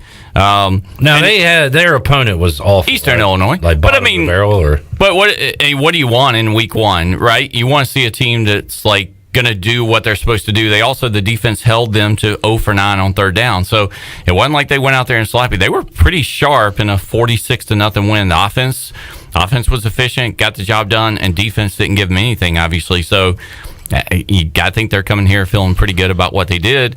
But again, they are looking ahead to Georgia. That's I think the intangible there that ECU has on their side. But I like South Carolina. All right, your two fans, Chad and Redbeard, say welcome back. Yeah, thank you. Who's the guy? Was it like Charles in Charlotte or somebody? He didn't like me. No, he hates you. You're scum of the earth. All right, game of the week. The headliner is Oregon-Ohio State. Do you have anything on this one in Columbus? Oh, that's everything across the board on Ohio State. I mean, Oregon loses the best defensive lineman they have, right? And the defensive line was they were just pedestrian anyway. They were 20th nationally, and they lose the number 1 draft pick in the NFL potentially. Ohio State played on Thursday, I think. Yep. Oregon played on Saturday. They got travel. It's a noon start. The noon start really. But they lost But they've also lost 2 days to Ohio State on the prep side of things too. Now I'm smart enough to understand. Or they were working on them all off. Did they prep for them instead of Fresno, which is why the game was so close? Yeah, I think that could be right, but it's going to be the same thing. I mean, Ohio State's offensive line is nationally, by the Bible, rated number 2 nationally. Can we just say it so I don't have to say it every time I mention a nationally rated unit? It's coming from from Phil Steele, friend of the show. Yeah, so it's not my ratings; it's his. But I'm putting them together against a defensive line now that is in transition, right? Without their main player there, and they were as efficient as they could. Plus, Oregon has a new defensive coordinator for this year. So you're losing your one big piece, new defense coordinator, going on the road for a noon start. 14 seems reasonable first half, 7.5 team total. Just all across the board. All across the board. It's like Bama, act like it's Bama 20. Iowa at Iowa State, Big 10 versus Big 12. This is ABC 4:30. 2 top 10 teams. Maybe the pollsters made it that way so it'll look good on the graphic when they show. I don't know. Are these really the 2 of the top 10 teams in the country? Iowa State didn't look like it last week, but Iowa definitely did. They crushed Indiana. Yeah. I like Iowa. I do too. In the game? Look at that. Feels like a sucker, though. Yeah, it seems pretty... I don't know. But they're a dog, right? So you're getting a few points. They've won. They won 4 straight in that series. Last 2 were pretty low-scoring games, 13-3, 18-17. So an under could be something you look at. Iowa's got, again, number 1 special teams. Early on, I kind of look at special teams, returning starters, things like that. Iowa State really struggled last week. But each week 1, the last 3 years, they've struggled all the time, and they've come back in week 2 and have struggled as well.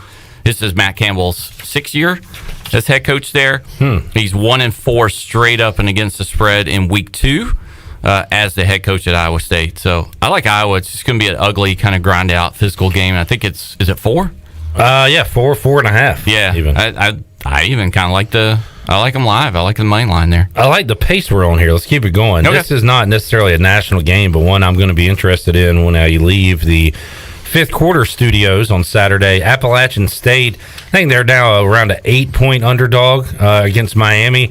Miami has another tough opponent next week, right? Or another name opponent. Is it Michigan State? Yeah, they play Michigan State. So I don't know if you really look ahead to Michigan State, but Appalachian State coming off their win, taking on Miami. Wager, anything on this one? I like App. I do too, and I feel like that's a sucker. I mean, Diaz is the same thing. He took over his first time as head coach. He's taken over his defensive coordinator call, so he's making all the calls on defense. And we saw how that went last week, even though it is Alabama. I think you can rule. Oh, we're just out. I think so. It's 1 and then the other 129. Pretty much. Yeah, I think so. At least my wallet always does. So, but I mean, Diaz now. I think he's on the hot seat, right? He's 14-11 straight up, 11-14 against the spread. He said, "I'm going to make all the calls."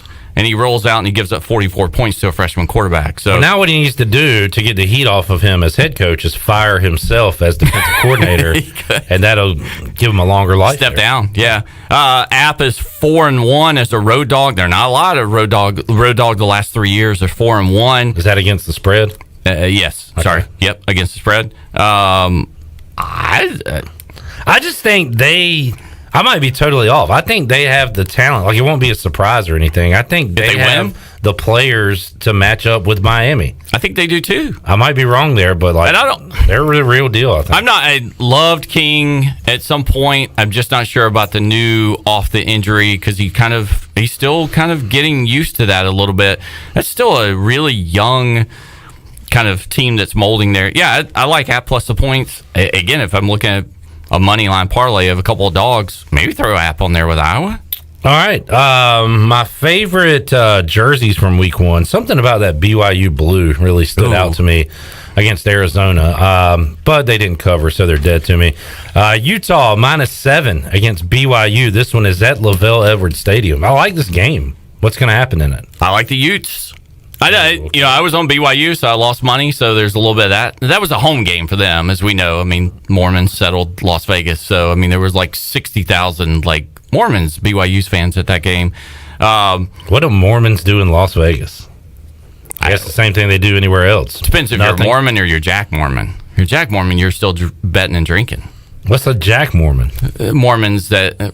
They worship, but then they drink and they bet on games, and they live Vegas and play. They play at tables. How do you know all about this stuff? Because I lived there. We talked about this in Vegas. In Vegas, yeah. And most of the people you meet are LDS, so they're either. And you figured out the first time you're like, we're going to eat pancakes or we're going to drink beer. So pancake breakfast is a big deal with that. All right, whatever. I mean, that's a good Weber State team. Weber State, however you say it. They're number 6 nationally, and Utah just rolled them. I'm shocked of all the knowledge you have and all the college football and stuff we've talked that you don't know it's Weber State.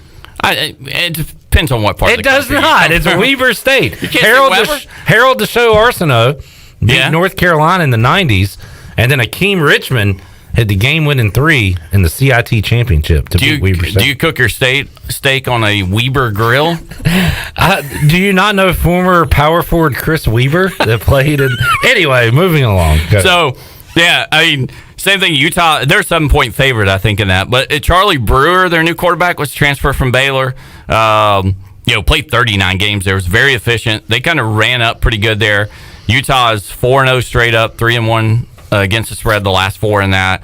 I'm concerned because BYU struggled after Romney got rolled up in that and went out, and he didn't come back at all. Their main returning wide receiver. And I think it was a knee. I don't think he's out, and they were holding a couple other guys out. They really lack some speed at wide receiver to be able to force anything against them.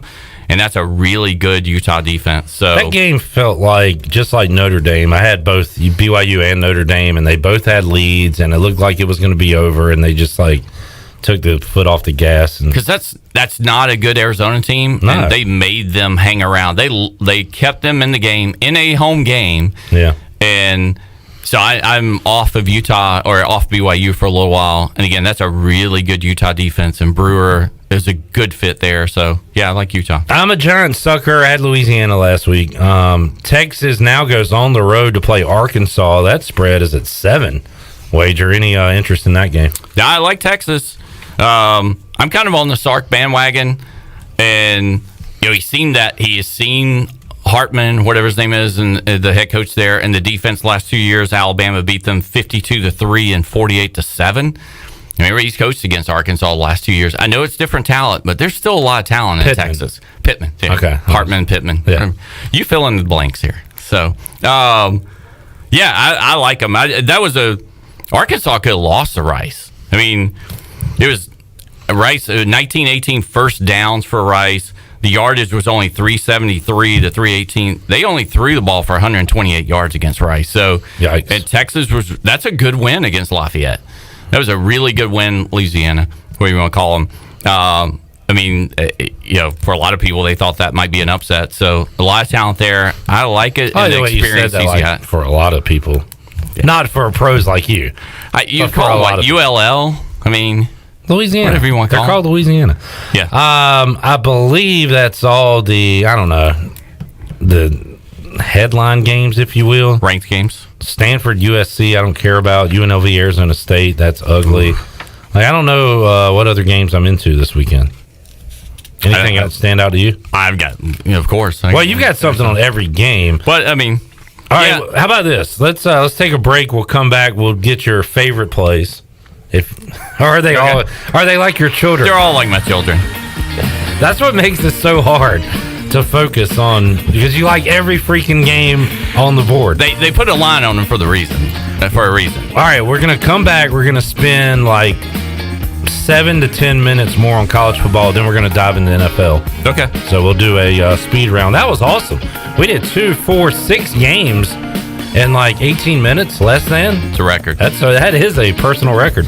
All right, more to go. Wager McGhee, if you have a game you would like him to break down, I'm sure he has something there on a sheet of paper about it. You can chime in on Facebook Live, Twitter, or give us a call at 317-1250. More to go. Pirate Radio Live after this.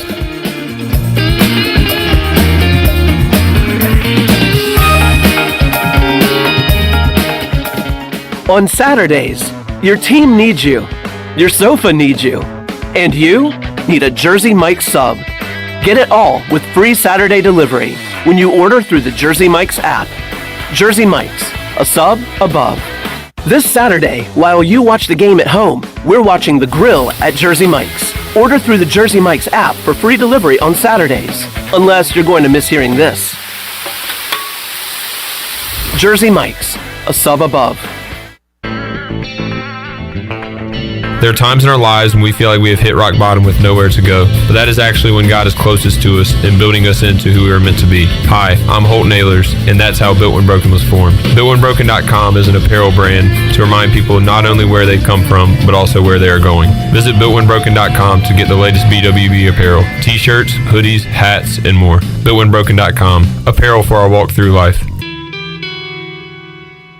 Hello, this is Talbot Green with Angel Oak Home Loans. Now's the time to take advantage of the opportunity to buy more home or refinance your current mortgage at historically low rates. The combination of our local team's experience and Angel Oak's wide offerings of products from standard conventional, government, and portfolio loans has something for most financial situations. For more information, call Talbot Green, Joanne Weir, or Wanda Hager at 751-2060. NMLS 1719250, Equal Housing Lender. Hey Pirate Nation, this is Holt Nailers, and I couldn't do my job without my offensive line keeping me safe. Make sure your employees are safe by using ArcPoint Labs for your medical testing needs. From pre-employment testing to COVID test, ArcPoint Labs is there to serve Eastern North Carolina with accurate, reliable, confidential testing. Schedule an appointment at any of their 6 Eastern North Carolina locations or visiting them online at arcpointlabs.com. Go Pirates! CD's Grill is open at 111 West Fire Tower Road near Evans Street in Winterville for the best country cooking around. CD's Grill is open for breakfast and lunch 6 days a week and dinner on Fridays. Daily lunch specials: Monday it's barbecue chicken, Tuesday pork tenderloin and gravy, Wednesday chicken and pastry, Thursday barbecue pork chops, and Friday spaghetti. CD's Grill, 111 West Fire Tower Road near Evans Street in Winterville. The best country cooking around. CD's Grill. Hi, this is Jeff Charles, and welcome inside the booth. It's year 5 of the rebuild in Baltimore. It has been painful. I'll have some thoughts next. There are lots of reasons to love the Carolinas. We have awesome beaches, beautiful mountains, great weather, friendly people. We have some of the best teams to root for and the best schools to be a part of. But the one reason above all others to love the Carolinas? Pepsi Cola. Somehow, it just tastes different here. Better. More refreshing. No one can really explain why. All we can guess is, it's better here because it was born here. Pepsi, born in the Carolinas.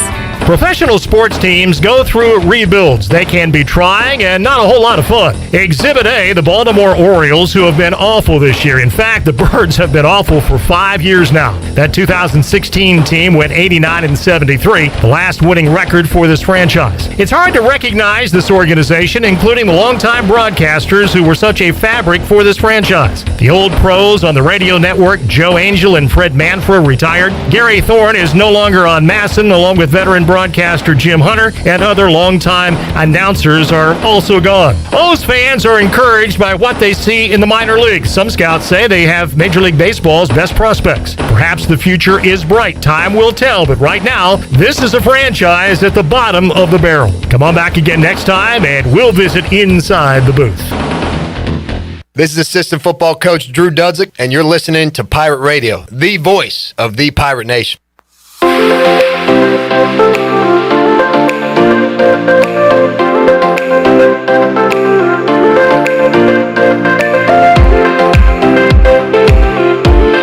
You're listening to Hour 2 of Pirate Radio Live. This hour of PRL is brought to you by Select Bank and Trust. Banking is banking until the service is not the same. Wouldn't you like to deal with a bank that is responsive to your needs, can make local decisions, and cares about you, the customer? Try Select Bank and Trust. Bank local.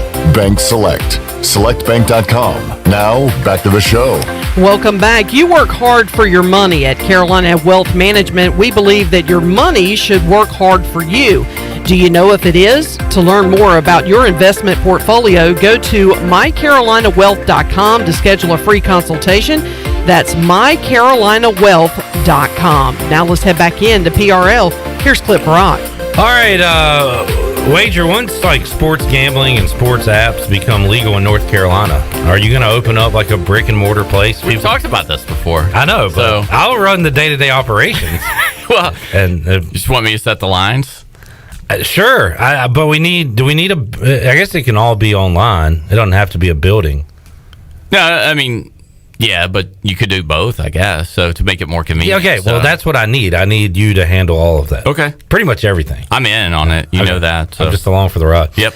All right, that's coming soon. I did not do this on purpose when I said that that's all the like games of importance. That like NC State, Mississippi State's a pretty good game. I'll give the Wolfpack credit for what they did week 1 against South Florida. Mississippi State came back to beat Skip Holtz in their opener. I saw it at a pick, and now State's a 3-point favorite, so everybody's on the Wolfpack. Yeah, I mean, I lean that way too. It scares me a little bit on that. The early money though you assume usually it's sharp money. So, but yeah, NC State. I looked at their 9-4 straight up and against the spread the last 13 versus non-conference.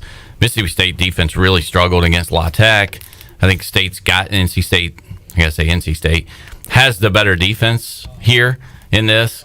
I don't think Mississippi State is looking ahead, but man, they got Memphis, LSU, and Texas A&M on the back end of it. So I like NC State to win. I think they can grind out a win there. It's still really new for, I mean, with Leach and the year that they had last year and the changes to that system, they're still really young in that system, where NC State's really set in that system with a solid staff. All right, NC State. Redbeard says if Wager opens up a gambling building, he'll run security.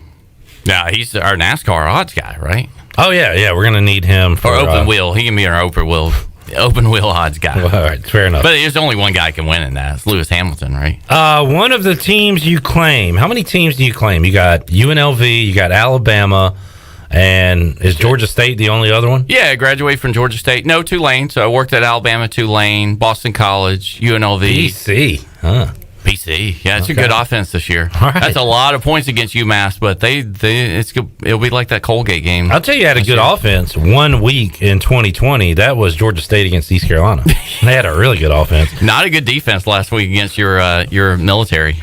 Not at all. They in fact, rolled up. I wanted to take Georgia State in that game, and they got crushed. This week, they take on the North Carolina Tar Heels. You think the Tar Heels bounce back in a big way? I do, yeah. I would get on a team total, I think, there. But, yeah, last year, UNC lost 3 games.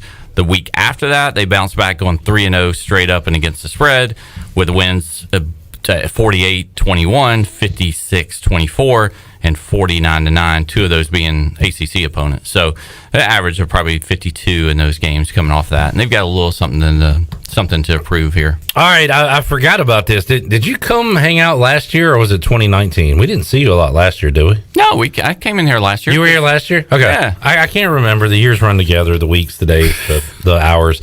Last year we were doing a thing where you picked your 100-point game. And the first one you said is a game that's taking place this week, right? Yeah, that's why I remember that, the SMU and North Texas game. So we're bringing it back. Are we going over? I think you have to. What's the number? I did not. I got it. Sorry. I didn't check but that game last year, remember, we were so you're just blindly taking the over. Yeah. Well, I mean, it hasn't changed that much between these two. And that was the game where it's like, that's your over lock of the week, and it could get to 100. It ended up being 66-35 with a little bit of help there late. But, SMU's got a new quarterback, transfer from Oklahoma, Mordecai, and he just jumped right in there last week. He was 24 of 30 for 317 yards and 7 touchdowns. 73. What's that? It's 73. Oh, that's not enough. That is, I think it was 74 or 75 last year. All right, so we're jumping all over this one. I think our only problem last year was that North Texas, remember, they kept trying to run the ball. We were like, throw it. I think we were Texas. Like, why do you keep running the ball? You're down like 28. Throw it. And that concerns me a little bit that they gained 418 yards last week against Northwestern State, but ran for 345 of that. They're not going to be able to run for 345 on SMU this week, so they're going to have to throw it, and I know they want to run it and establish that little fullback dive thing. So I really kind of like SMU on that side. I think they can get out, and they could probably get to 50-plus. We're going to need them to score a lot to get to that 73. But all right, Rutgers hammered Temple last week. What do they do for an encore this week? I like them. I think that was one of the things last year that went under the radar was what Schiano did at Rutgers, because that offense was a whole lot better last year. I mean, they went from 19 to 20. They went from 13 points a game to 27 points a game, and from 273 yards to 339 yards a game. Sean Gleason, who was at Okie State, did they only play conference games too? They did. They played probably. Remember, they played Ohio State really, really tough, and they beat He beat two teams. They were huge dogs. Maybe Penn State. Maybe. It was like a couple big upsets there. So they won 61-14 last week. We talked about that. I had them as a 15-point dog or 15-point favorite. It wasn't that impressive. Temple turned it over 5 times, and they only gained 365 yards. But they did just get physical and just ran it for 220 yards against them. Was that the one that started like 2-0 and stayed there for a while, or am I thinking of a different No, that was Utah State. It was like 5-3 at one time, or 8-6 or something. But I like. I mean, it's Syracuse, which is going through a little bit of a change in the staff. But Rutgers is 4-2 run now against the spread, really good. Special teams rated like in the top 5 in the country. So I kind of like them with Syracuse still having a little bit of a staff. They caught Ohio in a really bad spot because Solich resigned a couple months ago. Mm-hmm. So that was they just caught a really good opponent in week 1. Their numbers weren't that impressive either. I like the Rutgers offense and what they're doing. Turn around, really good story with Shiano in the second year there. So. All right, and one more. You like the Horned Frogs of Texas Christian this year? Love it. I love it in this one. So it's it's the best team that Patterson's had in a long time. Got 18 starters back, 10 on offense. They kind of peaked over the last few years. Like they got to a point and they have come back to earth. They did. I think also though it's you're competing for all that talent in Texas, right? And all of a sudden an SMU steps up, and for a year or two Texas Tech, Holgerson, Houston, and okay. So I like it. I mean, it's all of their 8 units that are ranked are in the top 18 nationally. So it's Cal's offense, as we said, are really kind of. I mean, they struggled. They couldn't do much against Reno last week, which was good for us. And Reno, TCU now 7-2 against the spread the last 9 versus non-conference. They were dominant last week against Duquesne, who's top 25 FCS. They rolled up 431 yards. We're up 35-0 at halftime. And 26-6 first down. Good team in the heat in Fort Worth. I just can't see Cal getting anything going offensively when they couldn't at home against Reno last week. You had Georgia, Reno, and who'd you have, UCLA or LSU? That one I thought I had LSU. I did not. Because you had the parlay. I didn't remember if you won or not. I learned Sissy Blue is pretty good there. Sissy Blue. That Sissy Blue shirt. I'm not fading them again, so it's a good team. How about a Sissy Blue parlay this weekend with UCLA, North Carolina, BYU, Ole Miss. Just get all the this blues. Upcoming weekend? Yeah. I know you don't like BYU, so we can't do that. Yeah, I like Utah in that spot. All right. Tell you what. If we take a break now, we can go 20 hard minutes on NFL. So let's do that. We'll come back. We'll talk Cowboys, Bucks, Panthers, Jets. Everybody's looking forward to that one. Washington football team. Should they be a dog at home to a team that hasn't done anything since LaDainian Tomlinson was there? And I love the matchups, by the way. There's so many good AFC versus NFC matchups this week. Not a lot of division games, so it makes for great matchups. Maybe it makes it tough for gambling. We'll see when we return on Pirate Radio Live after this.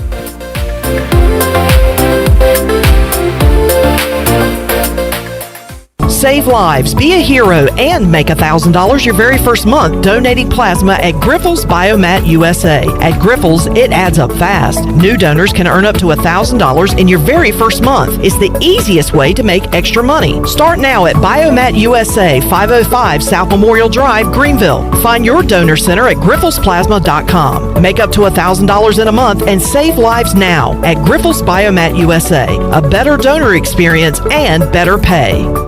Have you stopped doing your favorite activity due to chronic aches and pains? Let Eastern Physical Medicine and Rehab help. They provide regenerative injection therapy that can help with osteoarthritis, joint pain, carpal tunnel, and plantar fasciitis. Eastern Physical Medicine and Rehab will help you get back into the groove. Eastern Physical Medicine and Rehab, 2245 Stantonsburg Road, across from the hospital. Call 215-9294 for an appointment today.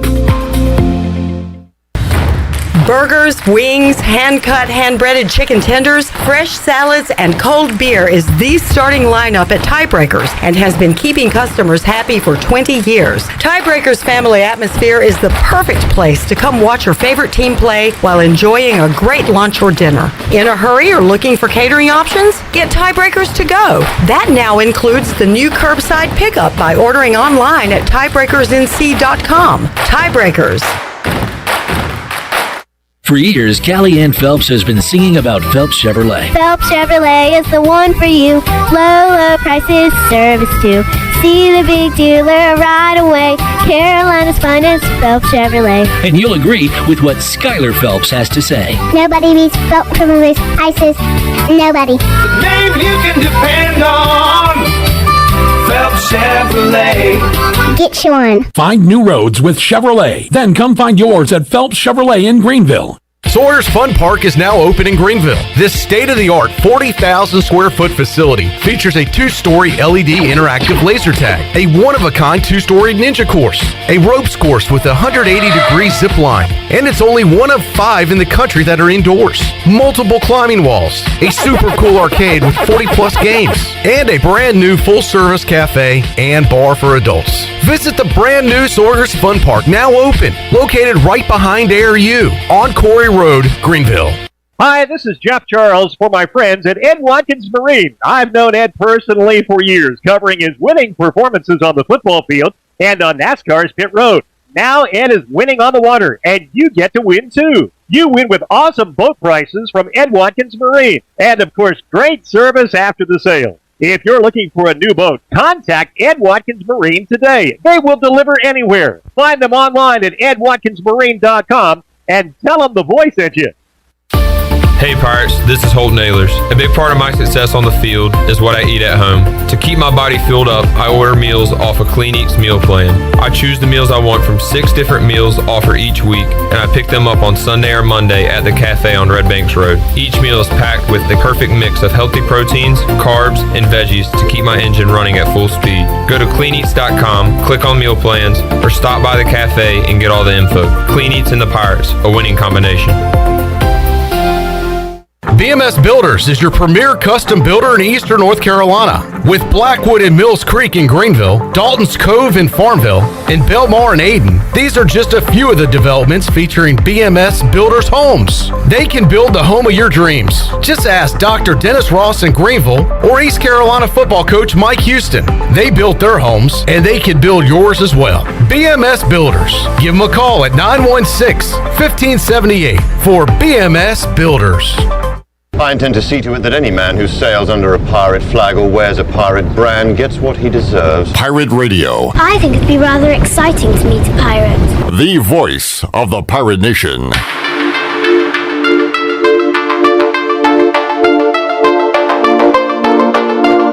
You're listening to Hour 2 of Pirate Radio Live. This hour of PRL is brought to you by Select Bank and Trust. Banking is banking until the service is not the same. Wouldn't you like to deal with a bank that is responsive to your needs, can make local decisions, and cares about you, the customer? Try Select Bank and Trust. Bank local. Bank select. SelectBank.com. Now, back to the show. Welcome back. Villa Verde on 10th Street and Villa Verde Dos by the hospital are open for you, serving unique and healthy dishes from the Dominican Republic. Order online at myvillaverde.com or the Villa Verde app.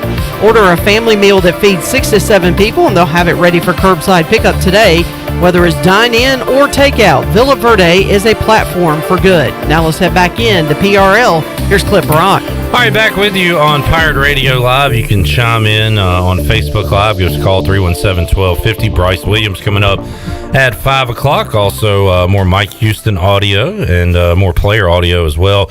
Eric asking about any word on attendance for Saturday. I've seen from a couple of different places now the expectation is north of 40, somewhere in the 40s number in attendance. So we plan to hook up or hope to hook up with Ryan Robinson either Thursday or Friday on Pirate Radio Live, talk about that, parking, all that good stuff. Leading up to the home opener for the Pirates, it'll be Saturday at noon. We'll be with you 8 a.m. on the Bud Light pregame tailgate coming up Saturday morn.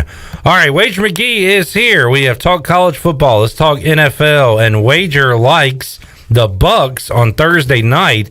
When he told me that, I said, it feels like these opener games are always kind of wacky and the underdog wins. Well, the numbers do not say that. I guess I think that, Wager, because I've been on every loser that's happened over the last years. But what is the trend on that side? The trend is the Super Bowl winner in week 1 of the following year is 18-3 straight up, 14-5-2 against the spread. Remember last year I've had all 5 of those losers. The Chiefs, you probably were on Houston last year then, because KC was a 9.5 point favorite and they won 34-20 last year. That was the opener there. The Chiefs winning and covering there. With that one, because everybody was like, well, yeah, but it's more than a touchdown. So when the defending Super Bowl champs are laying a touchdown plus in week 1. After last year, now they're 6-1 straight up and 4-2-1 against the spread. So the numbers say go with the Bucks. Yeah, I mean it's obviously not. I mean 4-2-1 there, 6-1 straight up is a much better number. But what is there? Are we 7 or 8? I mean, just tease it down 6.5 points if you want to, and it's almost just they've got to win. So traditionally that's the way to go. Zach Martin being out, with the offensive line, the other tackle, I thought Collins was questionable. Obviously, Dak hasn't played, right? So there's a lot of issues there with Dallas. I think it seems like being rusty. They're 2-9 straight up on the road, and they're 5-11 against the spread their last 16 games. So well, a lot of that is without Dak. Yeah, but I mean, how good is he going to be there? So in the last 8 games of the year, when it was Tampa became Tampa, they were 8-0 straight up, 7-1 against the spread. After that off week.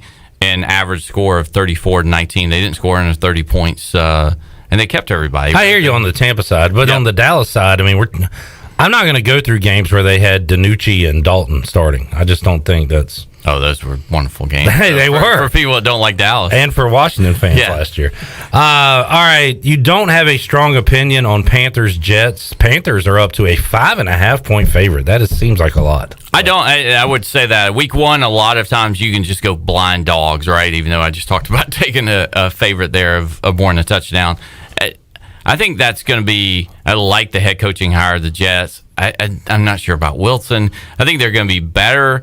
But if it's closer to 3, yes, but 5.5 seems a little bit too much. I would probably lean Jets, but I don't like it one way or the other. All right. I was going to say the Chargers football team line has been Chargers -1 all summer long. Now I'm seeing it at a pick'em, so maybe some money coming in on Washington. Team going from west to east. I know Washington, if it's magic, whatever, if it's tragic, but I don't know why they are underdogs in this game, why it's only a pick'em. I don't understand. No, I mean, I would lean to the home team in this one, too. So, as we talked about, teams that get way too much hype, it seems like. And every year, the Chargers are there of, the team. And I get it, what they did last year. I got to wait and see a little bit because, this is, again, I don't love it. Probably is one of my top 5. But, it's going to be the best defense that he's probably... Did he face a better defense than that last year? I'm trying to remember his Chargers schedule. Really, his entire football playing life. He has not seen a defense like this. Maybe not. High school, middle school. No, and look, FedEx Field sucks. Washington does not have a great home field advantage, but first time back in a long time, there's not going to be any Chargers fans there, really. No. So, everything's pointing to Washington to me in this one. I'm kind of nervous saying that, but... That's how I feel. I would play it that way. If I'm going to do anything, I'd do Washington, maybe again on that 6-point tease, maybe take some more points there. Again, we don't have, it's a new coaching staff with LA, so you can't necessarily expect them to blow the games late this year. All right, if my team was not playing at 1, if I was like a Cowboys, Bucks, Raiders, Ravens fan, whatever, and I only had one game I could watch on Sunday at 1 o'clock, it would be Cardinals-Titans because it should be a lot of points. You got a ton of star power on both of those sides offensively. Titans are a 3-point favorite at home. That line seems kind of light to me. But I guess they're saying that I don't know. They don't trust the Titans' defense. Maybe. Hey, maybe. I mean, that last time we saw them, they lost. Obviously, we saw them against a pretty high-powered, offenses against the Browns. Late in the season last year, and they really got picked apart there. I don't trust the Cardinals going east in this spot. I do like this. They were 2-2 against the spread straight up last year, but the wins were at a Jets team, and then I can't remember the other one was. They couldn't. They where's the other one here? This should be in my notes here. The Cardinals fading at the end of the year? Yeah, the Cardinals fading, but they went east 4 times last year, and the only 2 wins they had were against the Jets, who were really bad at that point in time, and it was the Giants when they had Colt McCoy playing quarterback. So they lost. Yeah, Daniel Jones would have made a lot of difference. At least they lost to an average Patriots team with Cam Newton, and then they lost to Carolina in Week 4 in an upset. So they didn't play well going east last year. It finished the year 2-7 against the spread. I don't like them. I know that Tennessee seems trendy that we talked about, and they ended the end of the season really poorly as well, 1-2 straight up, 0-3 against the spread. But I still think with Julio, Tannehill's cleared to play. I like Tennessee in this game at home as a 3. It should be a shootout, like you said. It will be maybe the Browns and Chiefs could be as entertaining or more entertaining. Yeah, that's in the 4:00 window. Yeah, I would take that one if I had to pick one in that window. Real quick, who do you like in that one? Chiefs 6-point favorites, total 54.5. On the flip side of the Super Bowl winners, the Super Bowl loser. Super Bowl loser first week of the following year is 8-14 straight up, 6-16 against the spread. I like Cleveland in it anyway. Kansas City last year lost way too much money on Kansas City as they ended the year 1-9-1 against the spread. I think that they're gone. That is way out the window when people talk about Kansas City covering all the time. They couldn't cover spread last year at all in that thing. So yeah, I'm Kansas that. City. Now, if you want to they've won 18 out of the last 20 straight up. So again, if you're looking at numbers, because that's at 6, right? So you could tease that down as a pick and I think they win. Although the Super Bowl loser trend and just getting that many points, I like Cleveland to get up under that with a really as good of an offense, if not as better offense than Kansas City right now. I like that we live in a world where we can say we like Cleveland and nobody scoffs at it. That's right. That's where we are right now. Yeah. Back to the AFC NFC matchup, Seahawks Colts. Any opinion on this one in Indy? Carson Wentz playing. It's a fade Wentz for me. So same thing. If it was anybody except Wentz, I'd probably be off of it. And unlike the Cardinals, is Russell Wilson going east is a machine, as we know. So last year he went 5 times. They won at Atlanta, won at Miami, and covered 1 at Washington. They snuck one out against Washington. I think you remember that. And they won and snuck one out against Philly. The only one they lost was that great game at Buffalo. So they were 4-1 straight up and against the spread. No T.Y. Hilton. I know Kelly's back as the best center in the league, but I think he and Wentz haven't worked together that much. Plus the Colts at home have become pretty bad. They were 1-5 against the spread the last 6, and they are 0-7 straight up in Week 1 the last 7 years, including last year when they lost to the Jags in that game. And Phillip Rivers had a great game. He threw for 363 yards, and they still couldn't win against the Jags, which I think that was the only Jags win of the year, right? So what was that, Week 1? Week 1. And they 0-7 straight up the last 7 years for the Colts, and Wentz isn't an answer anywhere for a quarterback there. All right, continuing the AFC, NFC. Should I know you don't want to make the Giants favorites in any game, but should the Broncos be favored at New York? No, I don't think so. Although I'm not betting against Bridgewater because all he does is cover games. So, and he's your starting quarterback, right? I would lean that side, but man, that's looking like an ugly, low-scoring game. No thought on that one. Under. Bills Steelers. It's a pretty big number. I know. 6.5. It seems too big on that. I haven't looked at it, but I know they played last year, and the Bills pretty much dominated that game. But I have not a strong opinion one way or the other on that. All right, you claim the Falcons, right? Yes. To a degree. They're Week 1 favorites against Philadelphia. The Falcons might be the least talked about team in the NFL. Maybe for good reason. For a reason. Yeah. I mean, you as a Falcons fan, I know you don't bet them as a favorite. So, they're 0-5 against the spread the last 5 years in Week 1. So they're not good. They're 2-10 straight up the last 12 against the NFC and 2-6 the last 8 at home.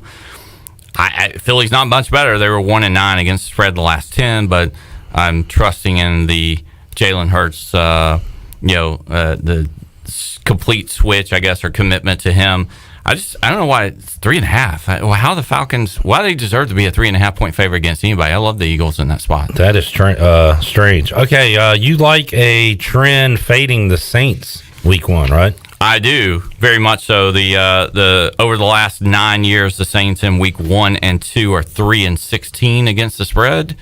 So start a little bit slow, and they're 1-6 against the spread the last 7 years in week 1. Obviously, the one win and cover was last year against New Orleans, but getting moved to Jacksonville, so it's going to be a Green Bay home game, right? There's going to be 50,000, 60,000 Packers fans there because they all live in Florida, and they'll be able to come down there. Jameis, no Michael Thomas, no Sanders.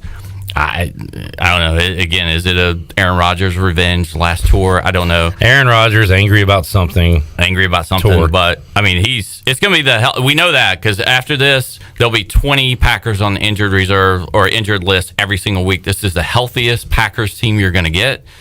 They're going to be able to just line up, I think, run it some, but he's going to he's going to have his full complements of and they played last year.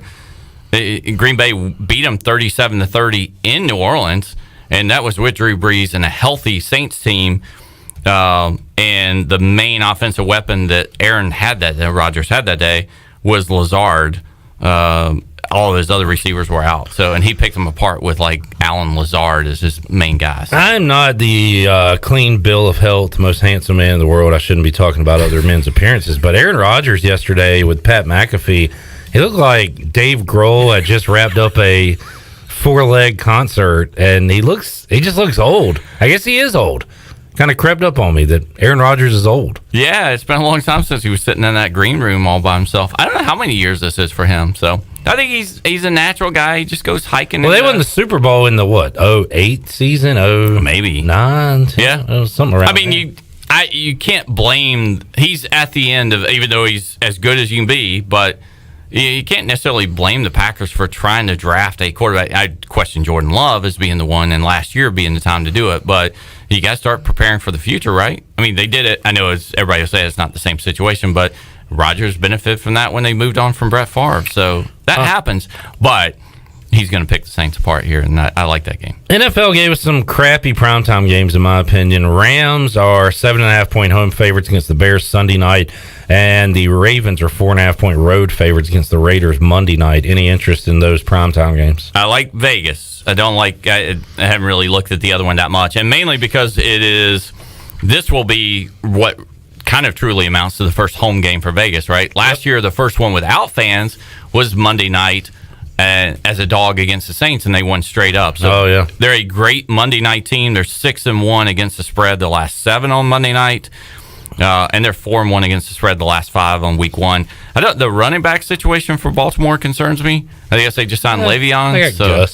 So they got the Gus bus. Yeah, but they've lost 2 of their top 3, and they're signing Le'Veon. Plus, they have receiver issues too with injuries. Yep, it's all. I can't remember who it was. It's questionable, but I think it was Brown, right? He's questionable most weeks. Yeah.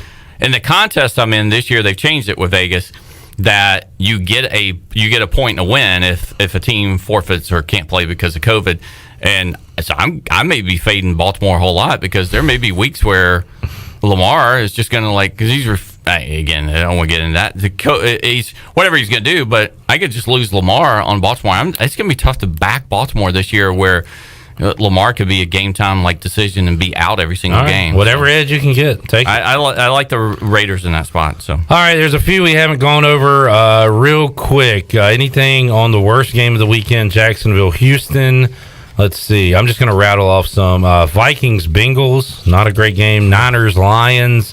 And Dolphins, Patriots. Those are the ones we didn't hit.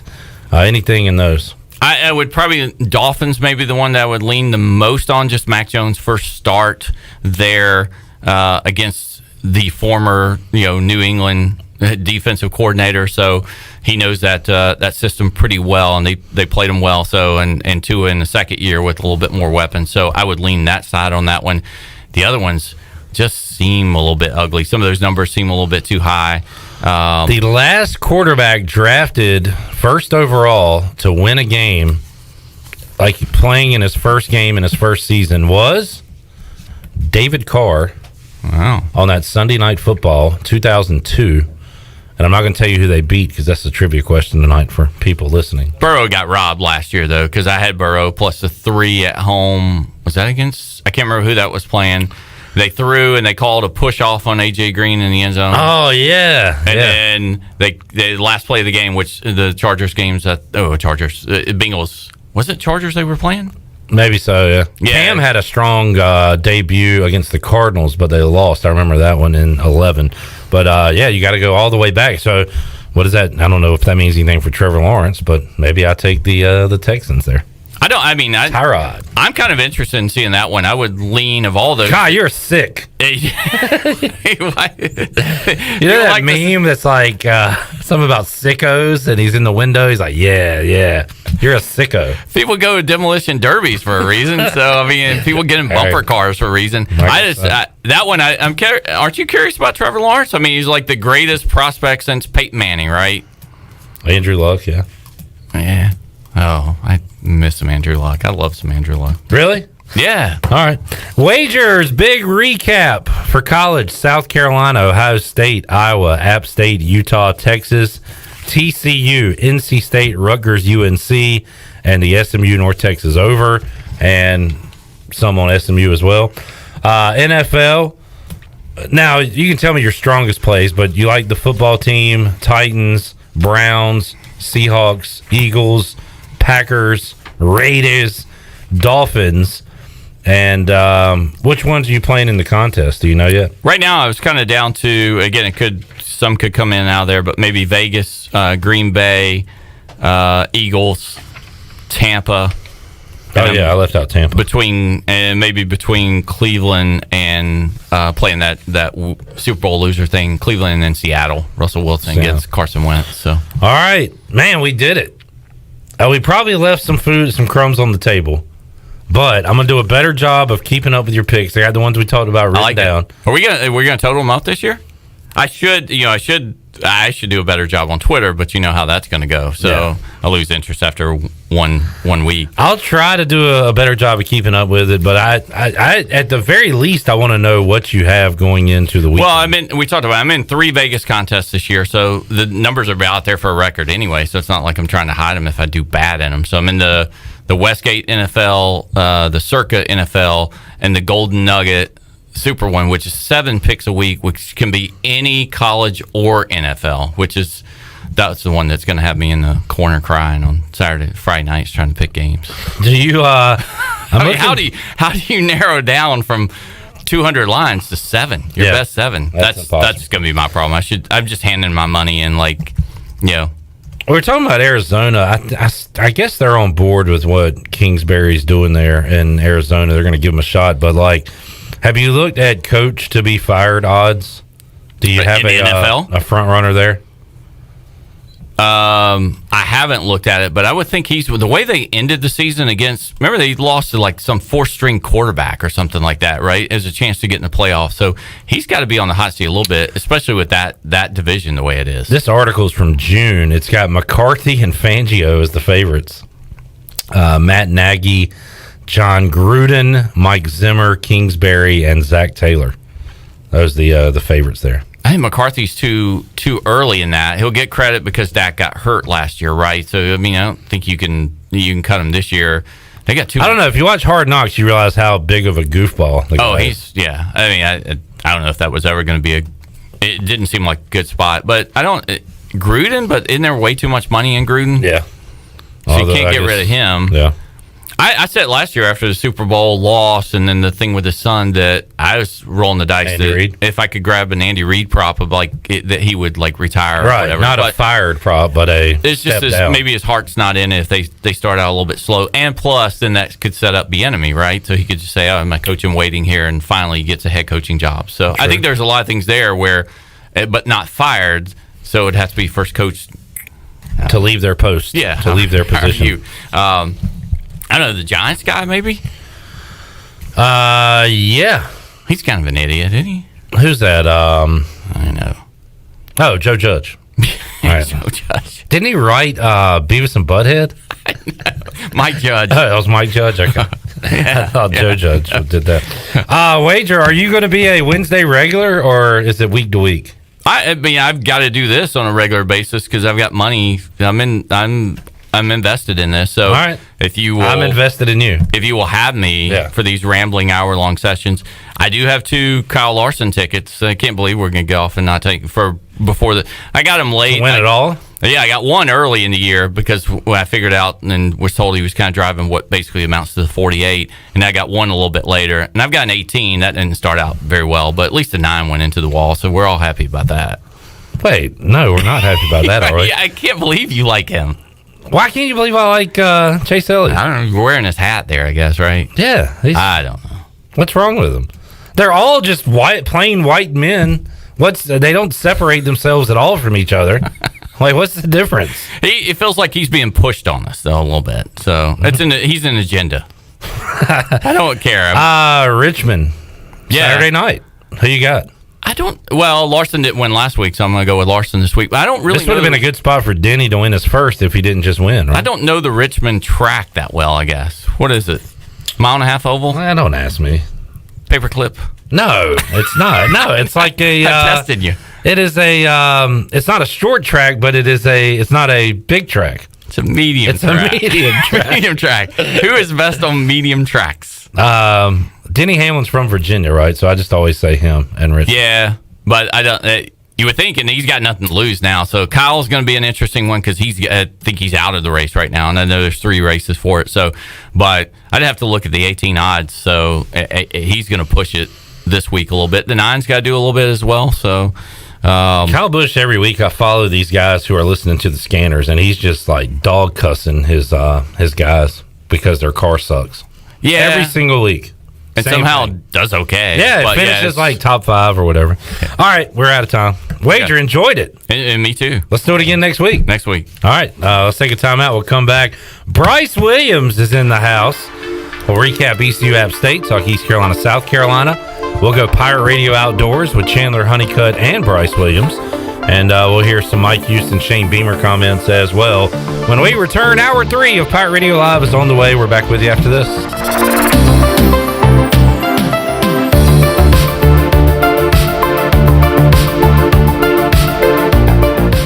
Pirate Nation, your ECU football team is getting ready for another season, and they need you inside Downey-Ficklin Stadium. Football season tickets are on sale now, and great seats are still available. Come out and watch your Pirates take on SEC opponent South Carolina, preseason top 10 Cincinnati, and many more. Season tickets start at just $99 and can be purchased online at ECUPirates.com or over the phone at 1-800-DIAL-ECU. Buy yours today, and let's bring back Rowdy Downey. Go Pirates!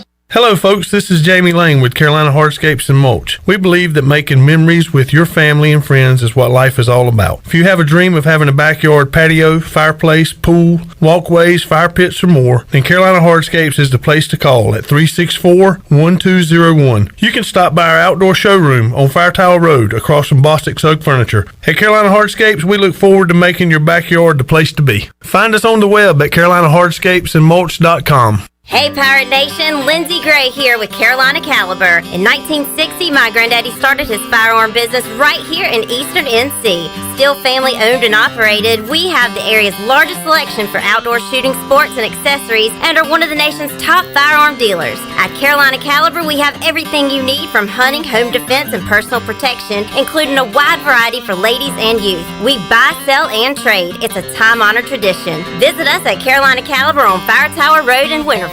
I can't think of anyone who doesn't love a clean car, but how often do you actually go to the car wash? Does it take too long, or maybe it's just not a very nice place? Tommy's Express changes everything. Our wash is bright, inviting, clean, and fast. I love the flat conveyor belt. So easy to pull onto, much smoother ride, and safer for my car. And when you join Tommy Club, you can wash as often as you like for one low monthly price. I save money and time. We're Tommy's Express. Tommy's Express Wash, now open on the corner of Greenville Boulevard and Red Banks Road in Greenville. You've worked hard to start your business and working even harder to make it successful. And that's why it's important to have a bank in your corner when you need them. This is former ECU baseball player Ashley Capps from Select Bank and Trust. And as the business world throws you curveballs, we're here to be responsive to your needs. Our team of local bankers can make local decisions and cares about you, the customer. Get the business services that are right for your business today with Select Bank and Trust. Bank local, bank select, member FDIC.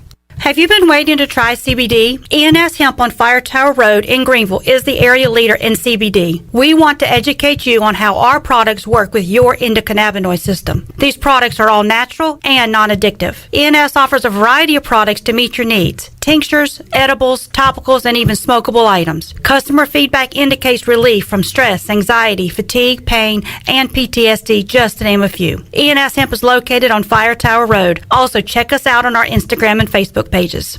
Hello, Pirate Nation. This is Jamie Cuccinella, inviting you and your family to come by Cuccinella's Pizzeria and Italian Ice. Cuccinella's has been serving our special family recipe New York-style pizza since 1932. We think you'll taste the difference in just one bite. When you come in for a pie, don't forget to try our house-made Italian ice or gelato. We make small batches every day from scratch with all fresh ingredients. Cuccinella's on Old Tar Road across from Plant and See, Cuccinellas.com, and on Facebook and Instagram.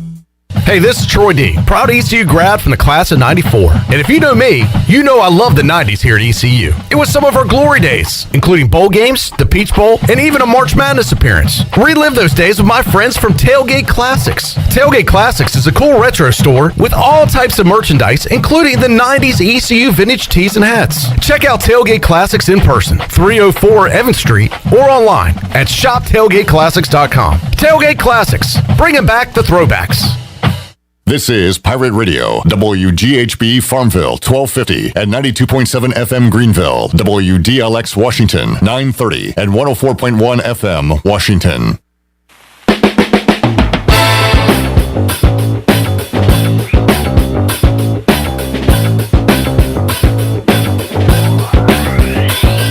You're listening to Hour 3 of Pirate Radio Live. This hour of PRL is brought to you by Bud Light, reminding Pirate fans to stay in the game and drink responsibly.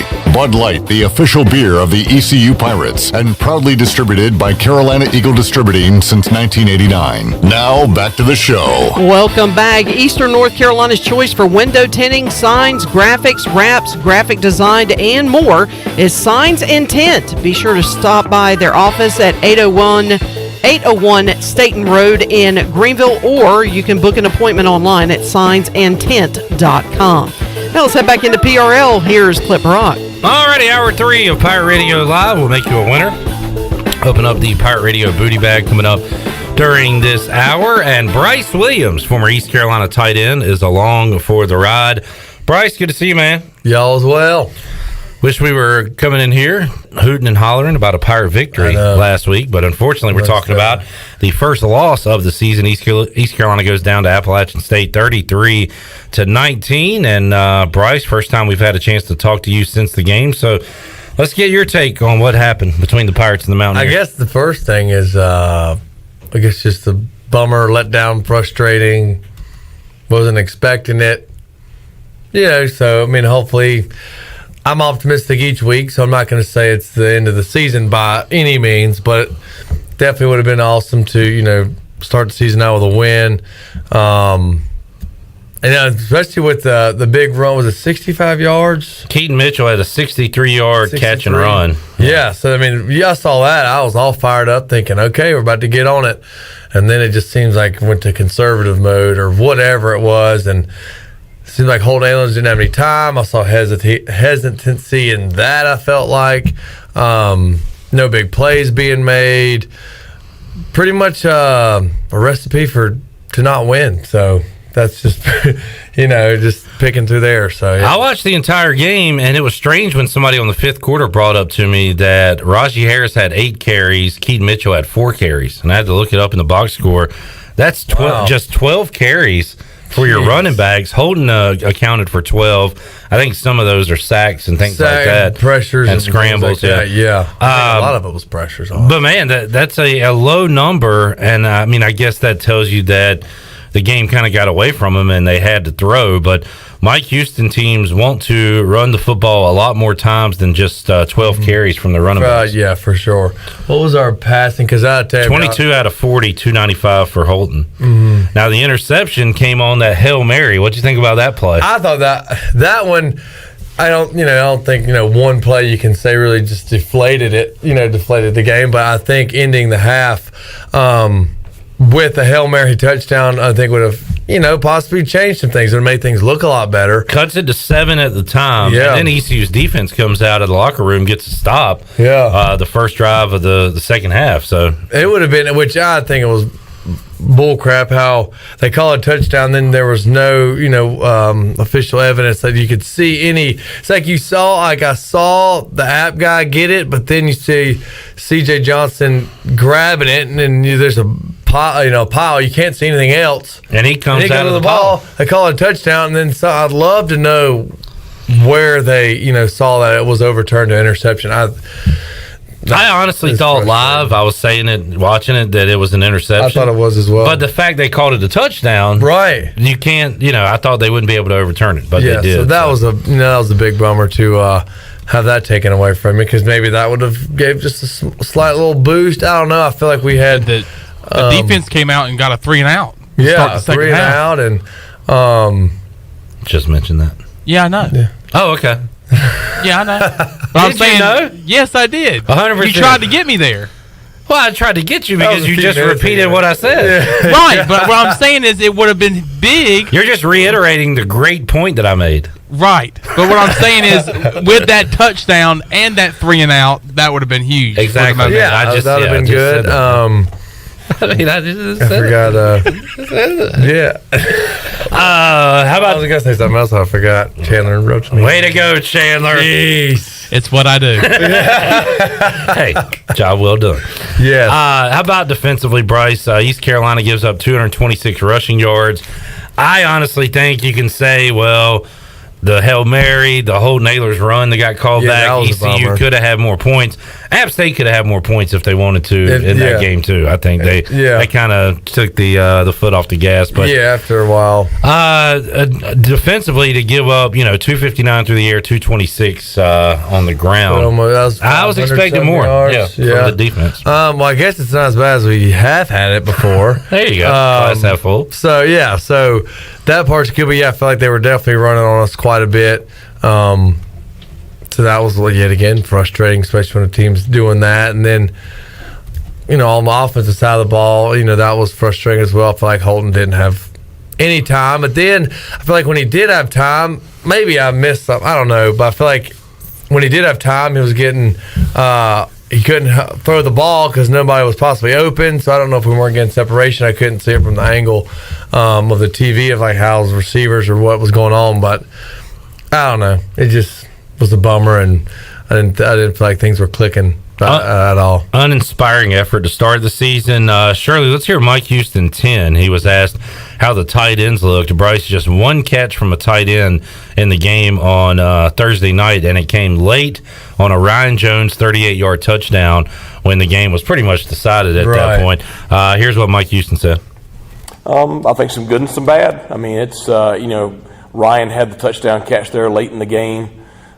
Shane was battling a minor injury from the preseason camp, and so probably did not play as much as he will moving forward. But those two guys, along with Zach Bird and Aaron Jarman, they all played. I thought that we did some really good things in the run game. I thought Zach Bird did a good job at the point of attack. They're all different, and so they're going to be a big part of our offense. They were last week. They will be moving forward. And he says big part of the offense. That doesn't mean catching balls necessarily, because, again, just one catch. Did have a touchdown, Ryan Jones did, but blocking and things like that. So, honestly, Bryce, I didn't notice it much during the game. I don't know how much you were watching the tight ends on Thursday. Any thoughts? Yeah, I mean, I was trying to watch them. Maybe I was missing them or something, but I didn't feel like I saw them out there too much. As I saw Shane in the backfield, but like I said, I didn't notice too much. I guess, of anything exciting that was happening. Maybe they're just doing their simple blocking and things like that. But Chandler, didn't you notice a play where he came out of the backfield and sprung a pretty good run? Was it Calhoun in the backfield? Yeah. I think you were talking about that game night, right? Right. Wonder what, because like I said, it was like 10:30 at night, and with 10 minutes to go, when it became 33-9 or something, I was just like, all right, well, I'm gonna hit that. Bryce, you can't do that. So I just what you can't. Were you talking about the Calhoun block? Yeah. There was a key block that he had. I can't remember who ran the ball though, and how much yardage they got. But yeah, I did see some great blocking, the tight end blocking from Shane Calhoun. So Bryce, you I bailed. It was You like bailed. 30. I said, man, I got to work out in the morning. I'm just gonna see what happens in the morning.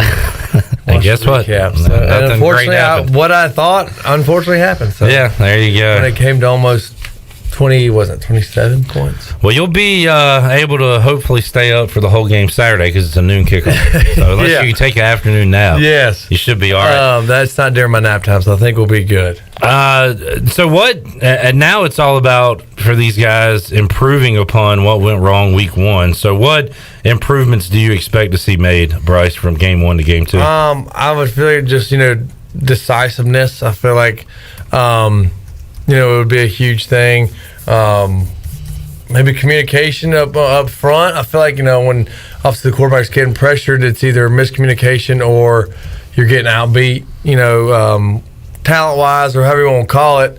If they're a better player through that, continue to have the tight ends. I think we're blocking well, but step their game up. I guess the receivers, with because I guess most of those yards were Keaton Mitchell out of probably like little dump passes out of the backfield. So hopefully we can get some bigger plays. Oh yeah, they got to get Snead, Johnson. Yeah, that's what was weird. Like I was watching it.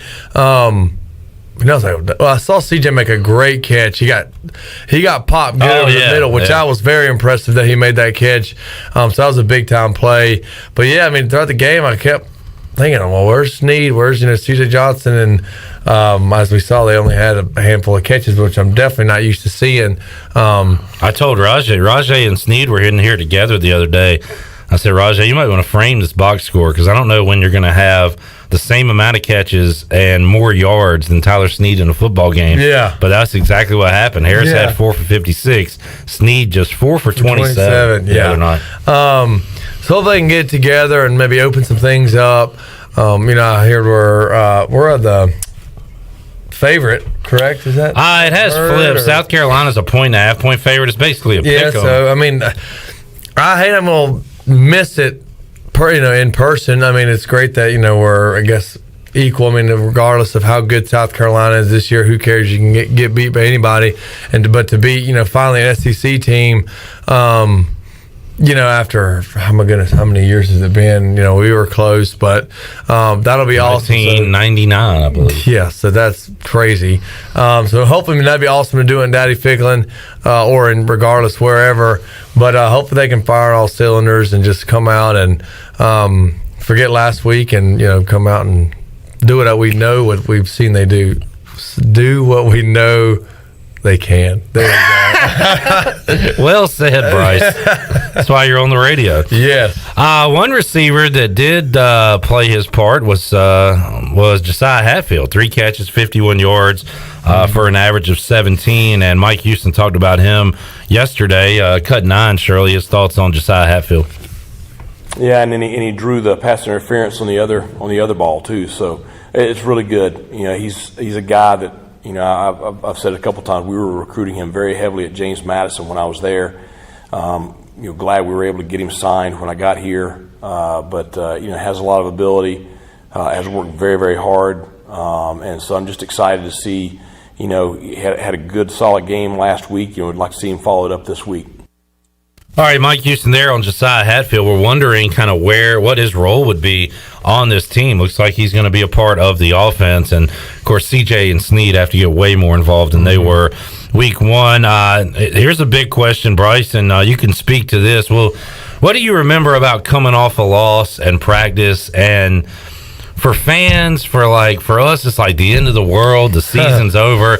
And then by the time Wednesday, Thursday, Friday rolls around, it's like, all right, another opportunity. Let's go. Yeah, as a player, you got to kind of get over it quick, though, right? For sure. They said 24-hour rule. Yeah. You rewatch the game on Sunday, and once you cover all those bases of and run through the practice on Sunday. It's time to forget about it. I guess Monday's our day off. Yeah, Monday's our day off. And, you got to forget about it. It sucks to, at the time, and it still sucks to lose. The weeks maybe not as fun because you're like, well, dang, pressure's on and all that. I don't know. I'm trying to describe how the feeling is, but it sounds like it can linger with you. Yeah, sometimes. I mean, it kind of lingers, and then like practice is more tense. I'm not saying you're not working hard, but when you're freaking on a winning streak, it's just like boom, boom. You're just on fire, and practice is great, but the tensions are a little higher when you're continuously Harry Carey used to say the food tastes better, the drinks taste better. When you're winning, everything's good. Practice is better. When you're losing, everything stinks. Yeah, and I feel like tensions are even higher. You make one mistake in practice, and you'll hear about it and things like that. So you forget what happened last week, but obviously winning makes things a lot more fun, as we all know, and I'm sure the guys can forget about it and not sulk on it, and realize they have a great situation this coming week. Home game, SEC, hopefully the stadium should be rocking, so it's they have no reason not to be in a hyped up mood. Mike Houston was asked about how the team has responded. Cut 11, Shirley. Well, I thought Sunday's really the only time we've had with the guys. Our staff, most of our staff stayed in Charlotte and dispersed from there, and we're on the road recruiting Friday for the first time in 2 years. So, we were in the office on Saturday, really spending a lot of time with the Appalachian State game, and then going over everything for South Carolina, so we'd be prepared to use that game Saturday night. So Sunday was our big work day as far as getting the App State game evaluated with our players, and then getting out on the field. And so I thought they came back good attitudes. Like I said, they're disappointed. But, I think, fully by yesterday, that was their day off, or their normal day off, and they were around the facility throughout the day, checking in on the game plan and all that stuff and everything. So I would expect us to have a very energetic and enthusiastic practice today to get ready for Saturday. All right, there is Mike Houston. Also, for the first time in a long time, the Pirate Faithful are going to be back at full force in Dowdy-Ficklin Stadium. And Mike Houston was asked about how much of a difference the crowd could make on Saturday. I think it'll mean a lot. It's probably going to be the biggest crowd since I've been here. The funny thing is we got in last week and started talking to our players, and most of them, that was the biggest crowd they'd ever played in front of last week, because most of them last year was their first year of college football. So I think they're excited about it. It'll obviously be electric. It's one of the reasons that so many of them came here to East Carolina is because of, Pirate Nation and Dowdy-Ficklin Stadium, the way it is on game day. So I think it's something that, should be a great home field advantage and something for them to feed off of. All right, there is Mike Houston. We'll hear more from Mike Houston when we return on Pirate Radio Live. We'll take a timeout, come back. More of our Bud Light ECU report. We'll also make you a winner coming up at the end of next segment. And we missed out on Pirate Radio Outdoors with Bryce Williams last week, so we kind of got 2 weeks to catch up on. Oh, yeah? But first, we got to go over to Chandler Honeycutt, who did some hunting since the last time you've been here, Bryce. That's right. So we got a big edition of Pirate Radio Outdoors coming up later on today's program. A lot more to go on Pirate Radio Live. We're back after this.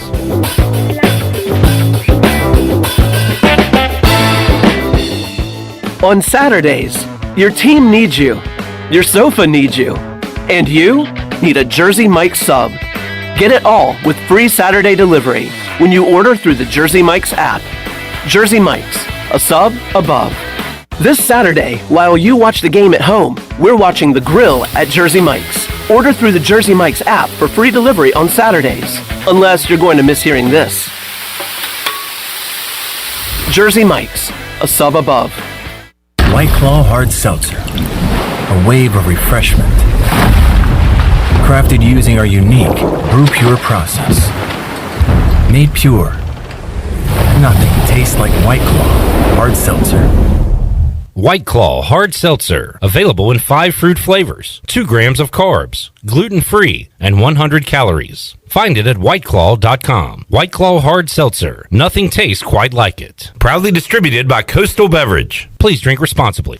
Your power's out. There's a water leak. What do? For these and other utility-related emergencies, you need service, and you want it fast. There are two things you can do to get the quickest response if you're a GUC customer. First, you can call the hotline at 1-855-767-2482 and report any utility-related emergency. That number is also on GUC.com. Or second, you can give GUC your phone number. The hotline process is quickest when their account records have your current phone number. Service you can count on. Greenville Utilities. At US Cellular, we believe you should get more of the latest 5G technology for less of your hard-earned money. Right now, get up to $1,200 off any 5G phone. The choice is yours. Any of our 5G phones with no trade-in or hidden fees. US Cellular, America's locally grown wireless. Terms apply. See uscellular.com for details. This is Brandon Tate, owner and operator of Atlantic Wireless, an authorized agent for US Cellular since 1997. Visit atlanticwireless.com to find the store near you. We go beyond the call. Hey Pirate Nation, be sure you have the best comfortable shoes this tailgate season with a stop at Fleet Feet. This is ECU alum Chris Lunyon, owner of Fleet Feet of Greenville, and we provide solutions through one-on-one service to runners, walkers, and everyone in between. Fleet Feet has the tools and technology to get you in the right shoe, including a 3D foot scanner that measures arch height, width, and more. Come visit us on Greenville Boulevard in the Public Shopping Center right near the stadium. Be sure to run with us on Facebook and Instagram. Fleet Feet, we run for you. Go Pirates! It's bow time. It's the same song, different tune. The family debates dinner, but all you're craving is a double serving of aspirin. So drop a big bow box on that pack of picky eaters. Cause when you can get 8 pieces of chicken with 4 made-from-scratch biscuits, 2 fixins, and tea, dinner's easier than hitting mute on the group chat. Bojangles, it's bow time.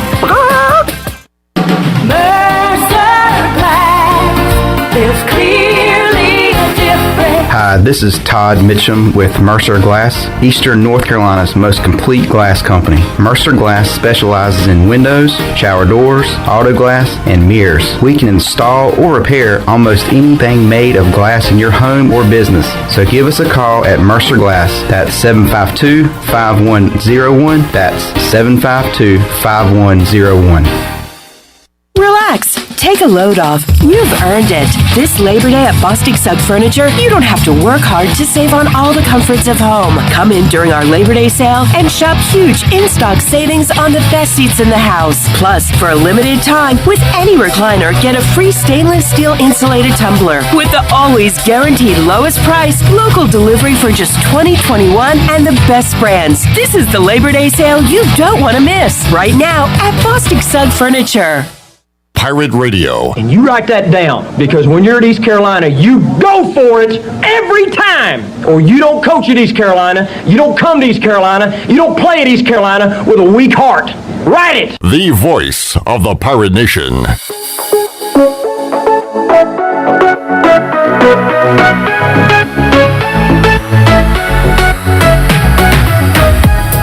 You're listening to Hour 3 of Pirate Radio Live. This hour of PRL is brought to you by Bud Light, reminding Pirate fans to stay in the game and drink responsibly. Bud Light, the official beer of the ECU Pirates, and proudly distributed by Carolina Eagle Distributing since 1989. Now, back to the show. Welcome back. Live well, move more, and hurt less with Kinetic Physical Therapy. If you're recovering from an injury, getting back into sports, dealing with everyday pain or fatigue, the Kinetic Physical Therapy can help you get back on track and live well. Kinetic has nationally certified therapists for physical, occupational, speech, and massage therapy, all in a state-of-the-art facility on Arlington Boulevard in Greenville. Visit kineticptgreenville.com for more information. Now let's head back into PRL. Here's Clip Brock. Alrighty, back with you on Pirate Radio Live here on a Wednesday. Got Bryce Williams in the Pirate Radio studios. I guess there's no good time to do this on the weekend, but Major League Baseball having their Hall of Fame ceremony in the middle, like once football season begins, in the middle in the afternoon on Wednesday. It kind of tells you a lot about Major League Baseball.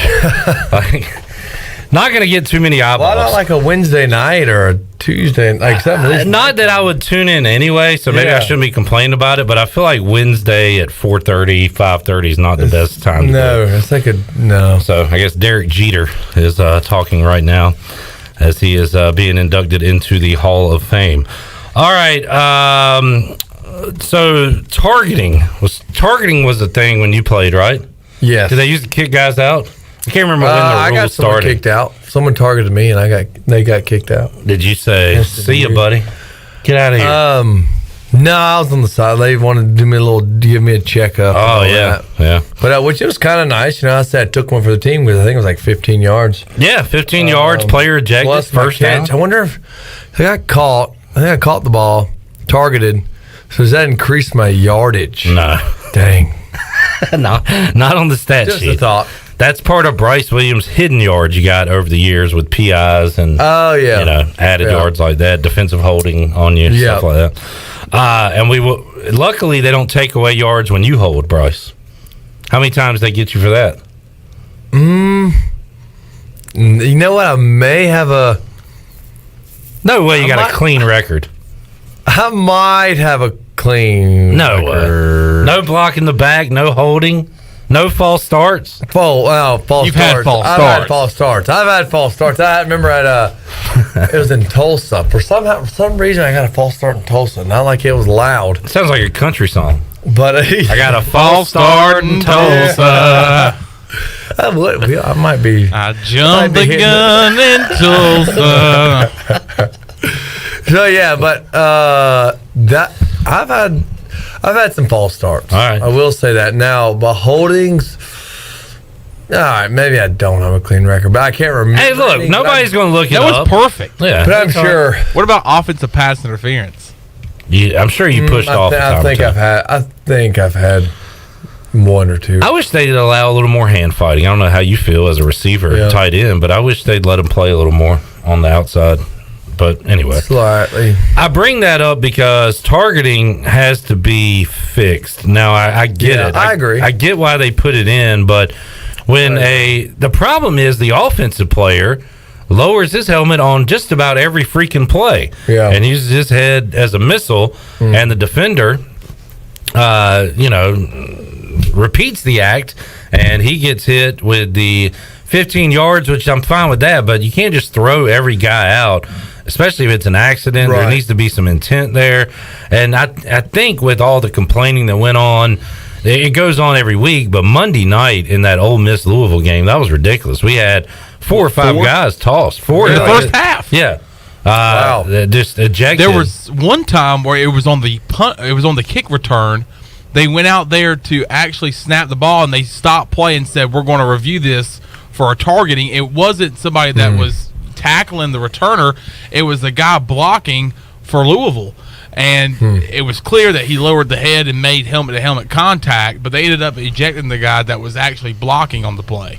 So I think in a few years we might see it cleaned up where maybe it's not an automatic ejection, but it'll still be the 15 yards. But anyway, I bring that up because Rick DeBrew, East Carolina defensive lineman, could not play in the first half of the season opener due to a targeting call on the last game last season against SMU. Jeez, they really hold a grudge, don't they? Pretty harsh. Pretty much. And Mike Houston was asked about Rick DeBrew playing after missing the first half and him moving forward. This is cut 8. Yeah, I didn't think he played at the level he's capable of. I think he's probably a little frustrated with that too. I mean, it's a hard deal, sitting the whole first half and then jumping into a game midstream because everybody else is kind of in the flow of it. But the good thing is we have him from the beginning this week. That you do. Full game of Rick DeBrew. Rick DeBrew is a pretty rocked up guy, we've been told. How did the running backs do without the ball in their hands on Thursday night? The other side of running back, pass pro, all that stuff. Mike Houston was asked about that. This is cut 7. Well, that's the old adage is, be a better player without the ball than you are with the ball. And that's really the key to becoming, a top-end player. And, Raji and Keaton both had one bust in protection, but, having one bust in protection, well, that's 2 pressures on a quarterback. So, their number one thing is take care of the football and take care of the quarterback. That's, kind of their motto in that room. So, they take a lot of pride in that. They're very motivated by that. So, it's something they have improved on since last year. And so, again, game speed versus practice speed, they'll be more prepared this week for that. But, certainly, they did do some, very good things with the ball in their hands, though. And finally, Mike Houston was asked about facing an SEC opponent in South Carolina, cut 13. Well, I don't think it has anything to do with where they're from. I mean, we faced a quality team last Thursday night. I mean, I'm telling you, Appalachian State's a top 25 team, nationally. So we faced a quality opponent. We're facing another quality opponent. So I think it's just they're the next one. Everybody puts a lot of attention on them because of the conference they come from. But there's good teams across this country everywhere. All right, there is Mike Houston. Pirates and Gamecocks going at it Saturday at noon. More in the not good news department. UCF has made it official. They are officially requesting to join the Big 12, putting in their application to join the Big 12. So we'll be seeing them leaving. We'll be seeing Cincinnati leaving. I think Houston and BYU, the other two, they could be heading to the Big 12. So, yeah, we'll follow this story. I do not like to talk about it because it's nothing good for East Carolina. Yeah. We're being left out. UCF going to the Big 12, and we'll see when that becomes official. Troy reminded me of this. I wish we had the audio from yesterday.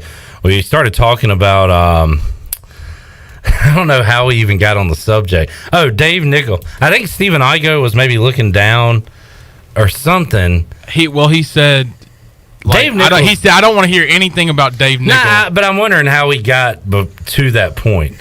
But he said, Dave Nickel did all he could. And to a degree, I agree, because Kurt Benkert went down. And then you had James Summers. You had Blake Kemp trying to play the quarterback position in 2015. Bryce, that was your last year. Mm-hmm. You have said that you thought maybe you go with Kemp the whole time, use Summers at his strength, which would be running back receiver. And I don't know how much you've talked on the air about Dave Nickel and the coaching staff, but yesterday Igo said nobody should say anything about Dave Nickel. He did the job with the hand he was dealt. And I said, well, what about players that played in that offense? Could they say anything about Dave Nickel? And Igo said, no, tell Bryce Williams to bring it on and let's have a discussion.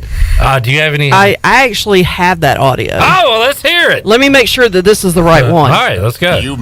Hold on, because I had made a promo out of it. All right, cool. Hang on 1 second. Let me make sure this is the right one. On Dave Nickel. Yep, this is it. Hang on. Let me back it up. Let's hear it. Let's hear it from yesterday.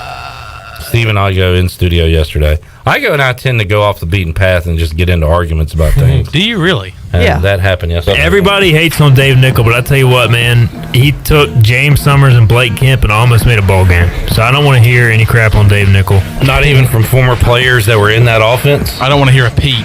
Yeah, tell Bryce Williams to bring it up. Bryce Williams had a career year that year. Dang.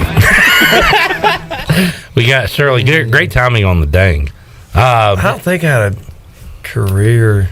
I could have had a really good career year from what it was telling me in training camp. You didn't get the ball as much as you wanted to. What you said, like in the red zone? Yeah, I went 8 games without. Yeah. I think you just stick with one quarterback. That was one of your main gripes. That was one of the main gripes because Blake has shown he had plenty of games where he had made plays and did well and keep him in. I mean, shoot, and that's me. I think that's you bounce back and forth 2 different quarterbacks. No one's going to be able to get the flow of the game. I think we would have been much better off, like you said, utilizing James at his strengths. Some wildcats here and there. I mean, he can do it all, but let Blake be the primary. I mean, because that's what y'all recruit him as, was the quarterback. So yeah, and he's, like I said, he's shown he can make plays and make smart decisions. So, and again, if Benkert doesn't go down, we're not having these conversations. Right now, you did go from 18 catches, but you had 4 touchdowns in 2015 or 2014. 2015, the catch number goes way up to 58, but the touchdown stays the same at 4. Yeah, touchdown. Yeah, I remember getting more catches, which was obvious. Didn't have it wasn't behind Hardy. So I had higher catches. It could have been way better. I think probably maybe throw like 20 more catches in there. Just like 2 or 3 more catches a game. touchdown, 3 or 4 more touchdowns. Touchdowns, yeah, should have been higher, in my opinion, and I don't know, maybe others, but yeah. But yeah, I think Dave Nagel, yeah, sure, you gave the hand you dealt, but that's just me. I think you stick like I've preached to the choir and told you before, but that's me, Mr. Igo.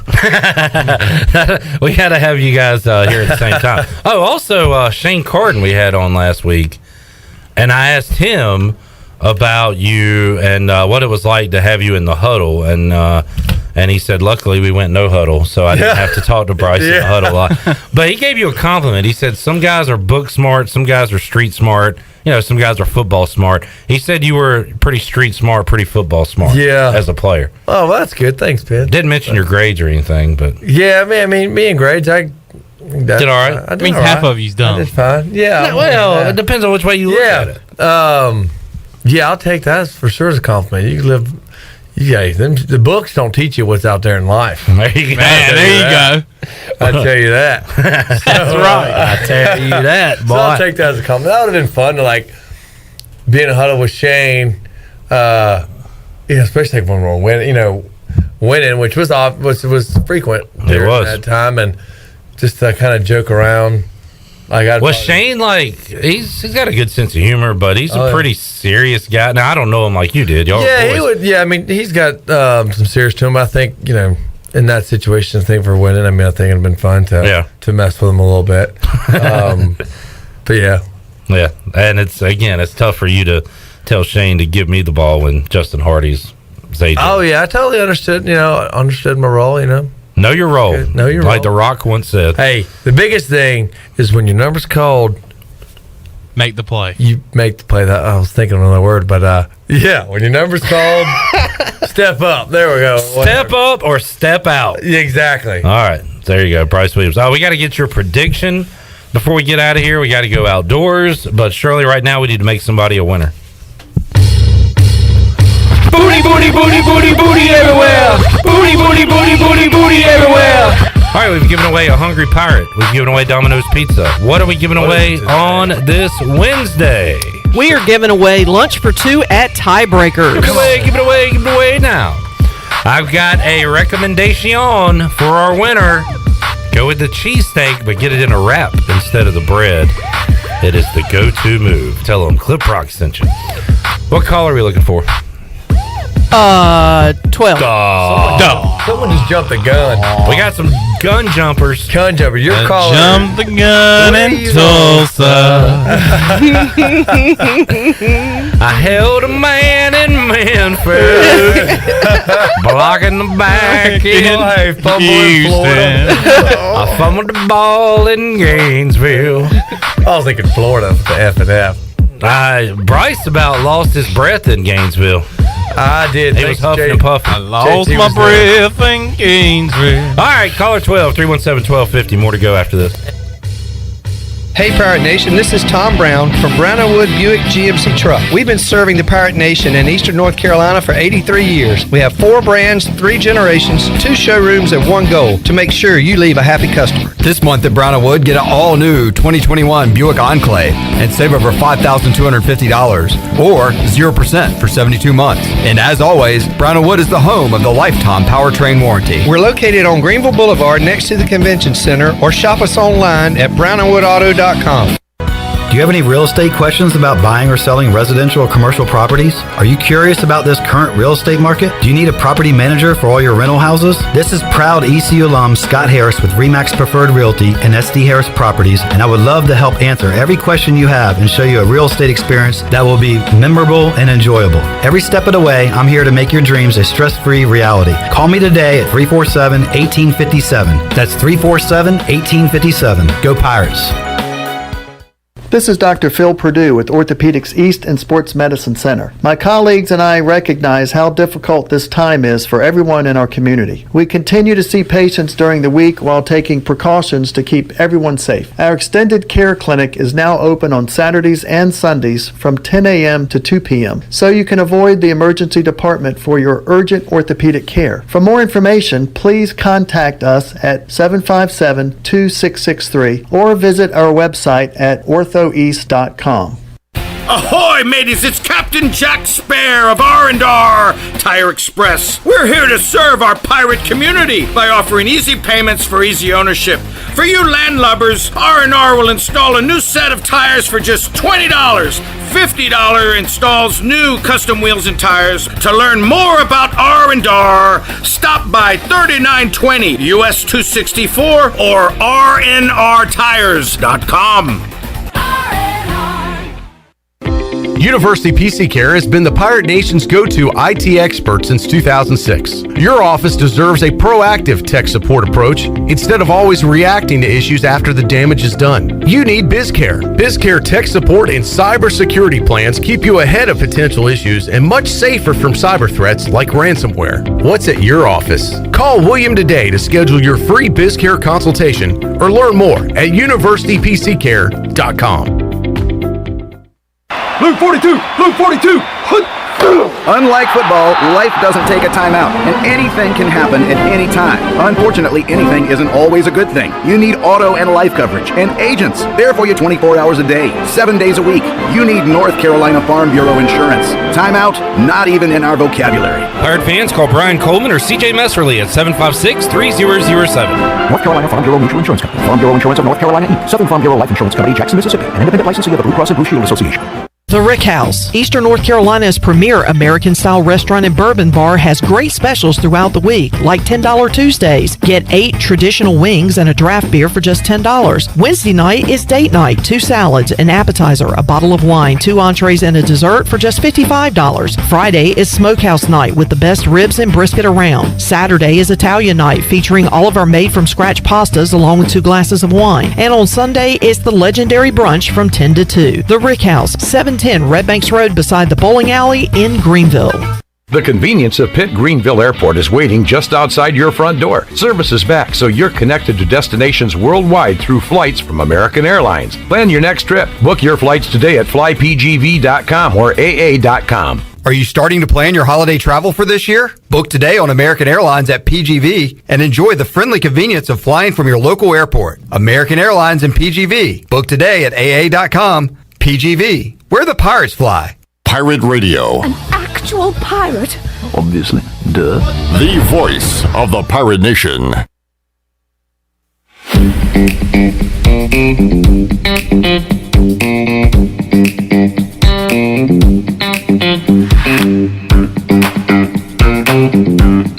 You're listening to Hour 3 of Pirate Radio Live. This hour of PRL is brought to you by Bud Light, reminding pirate fans to stay in the game and drink responsibly. Bud Light, the official beer of the ECU Pirates, and proudly distributed by Carolina Eagle Distributing since 1989. Now, back to the show. Welcome back. Congratulations to Robert Matthews of Ahoskie. Picked up lunch for 2 at Tiebreakers.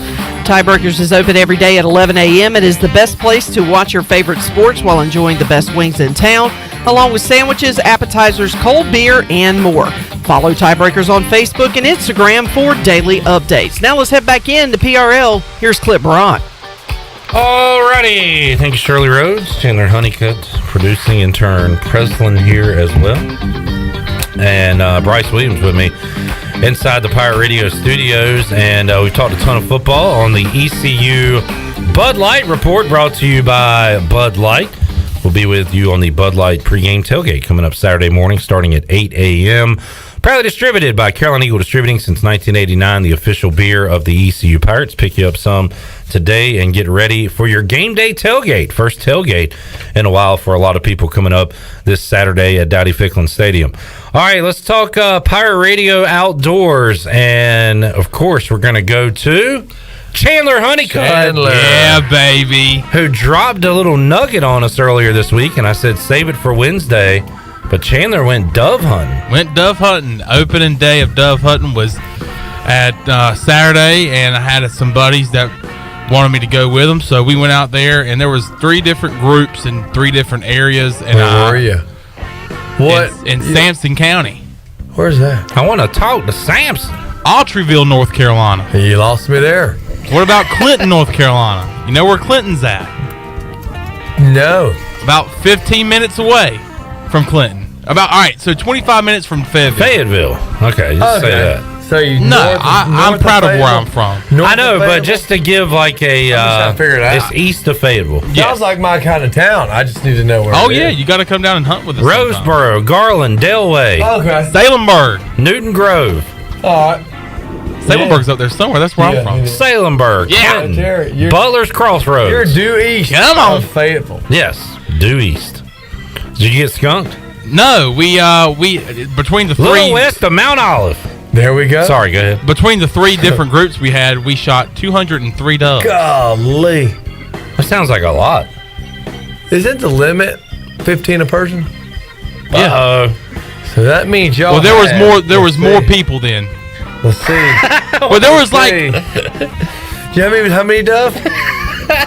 203.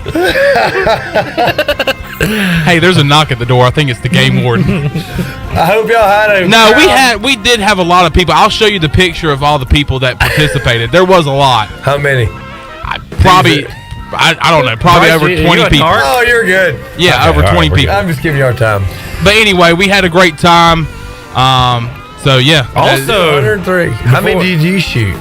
Well, see, I didn't shoot. I didn't get my hunting license this year because I didn't think about going until I realized that our game was on Thursday, and then I was like, well, I'll go, but I didn't get my license. hold on. You said you went dove hunting. I did go dove hunting.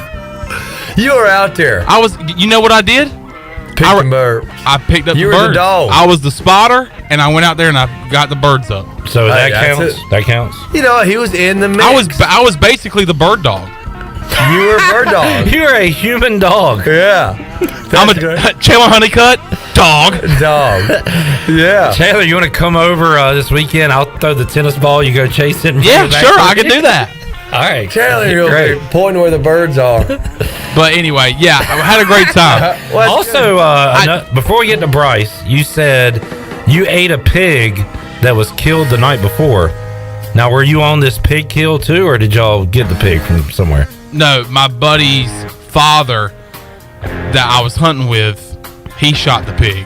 Where was that at? Autryville. Well, okay. How about that, Bryce? That's a quick turnaround. Yeah, you from get kill to table. They killed it That's about pretty good, fresh. 7 o'clock Friday night, and it was ready for lunch on Saturday. Oh yeah. That's And all it right, was right? good, That's- good eating. I know. I've never had. No, I've had wild boar one time with Polachek, but Doug Polachek, is that his name? Yeah. Well, cool. Now, did y'all grill out beverages? What was it like? Many beverages were So consumed. y'all were grilling. Sounds like a good time. Grilling and chilling. Grilling and chilling. All right, Chandler, good stuff. Good addition to the Pirate Radio Outdoor segment. Bryce, let's talk about what you've been up to. Not this past weekend. Last weekend when we got missed out. Went to Carolina Beach and met a buddy down there. We went fishing. Was able to catch several good flounder. Couldn't keep them yet. And finally caught some big redfish. My biggest ones I've caught before. 30-inch redfish. So that was a blast. You talk about a strong fish. Well, depending on what tackle you had. But we were fishing by a dock and stuff. So twice I get a hook up on them, and they're strong, and they just peel and drag. And one of them, the first one got me under the dock, broke me off. So I'm like, all right, learning, a little learning. Using the dock as defense. Yeah, exactly. So it was a little learning moment there. So, all right. So next time I hooked up, tightened and dragged just a smidgen, got him out. Well, then he started running to the waterway, and I was worried about boats, cutting the line. Much hindsight, probably wouldn't happen. I should just let him bear himself out and reel him in. Tightened and dragged too much, popped the line. Well, then thankfully, on the third round, I was able to catch him, and he was 30 inches. So that was awesome to catch a big redfish. 30-incher. Mm-hmm. So I was super excited about it. He caught a 30-inch red also. So that was a good weekend. And then this weekend, it's finally flounder season. I was only able to get 2 flounder, but then I was able to catch a 25-inch red on topwater. So not a lot of quantity, but had some quality. But some quality. So it was good. It was good, eventful last 2 weekends of fishing and everything. So this weekend I'll be in Winston for my little niece's birthday party. So water. I'm gonna try and do something. All right. I'm gonna try to do We're getting into the hunting part of the Pirate Radio Outdoors, right? I didn't even realize it, but it is September 8th. Bow season starts September 11th. Okay, so that is game day for the It's Saturday. game day. So I might wait a little bit till it cools off a little bit because my goodness, it's hot. I mean, I don't want to be in a deer stand. I've got thermosol on, but mosquitoes sweating. Just like, So, all right. We'll see what happens. We got to take our final time out. I think I know what y'all are laughing at in there. Is it something that Robert pointed out on Facebook Live? And that is something that was directed at me over a conversation that we had over the phone. It's an inside joke. We were hearing it, and Bryce asked. Yeah, we were wondering what you were talking about. Yeah, I'll fill you in the break. All right, sounds good. Somebody filled him in. All right. Thank you. We'll be back with more Pirate Radio Live after this.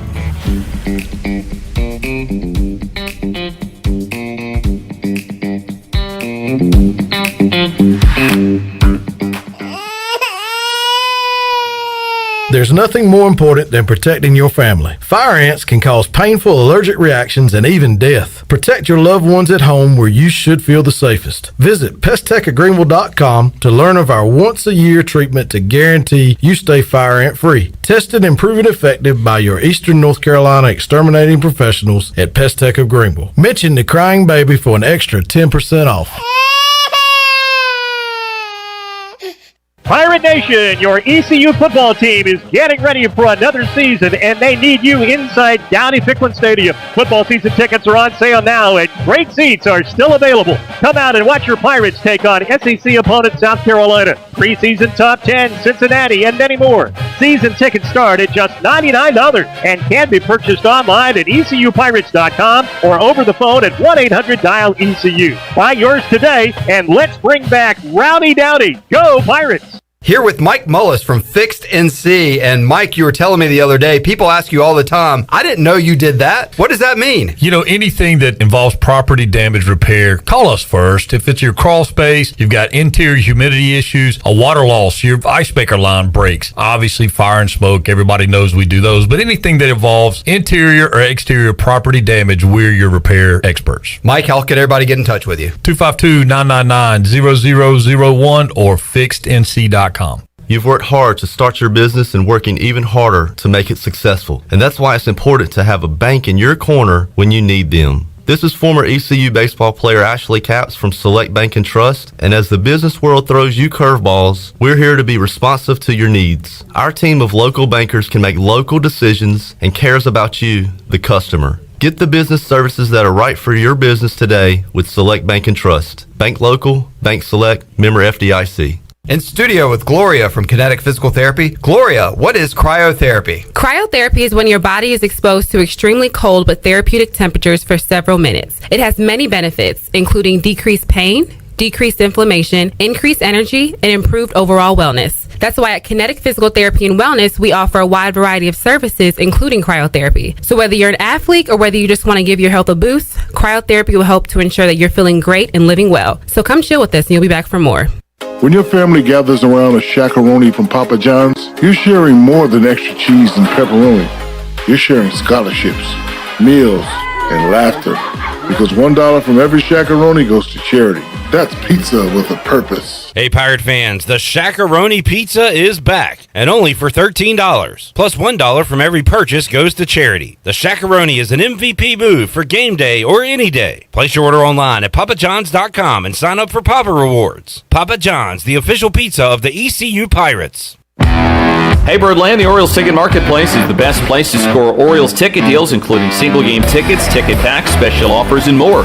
The Orioles Ticket Marketplace is the fastest, easiest, and most affordable way for you to purchase tickets. By using the Orioles Ticket Marketplace, you can beat the lines at the box office. This is your one-stop shop to get exclusive deals, so check back often for the latest opportunities. Don't wait. Visit the Orioles Ticket Marketplace today at Orioles.com/tickets.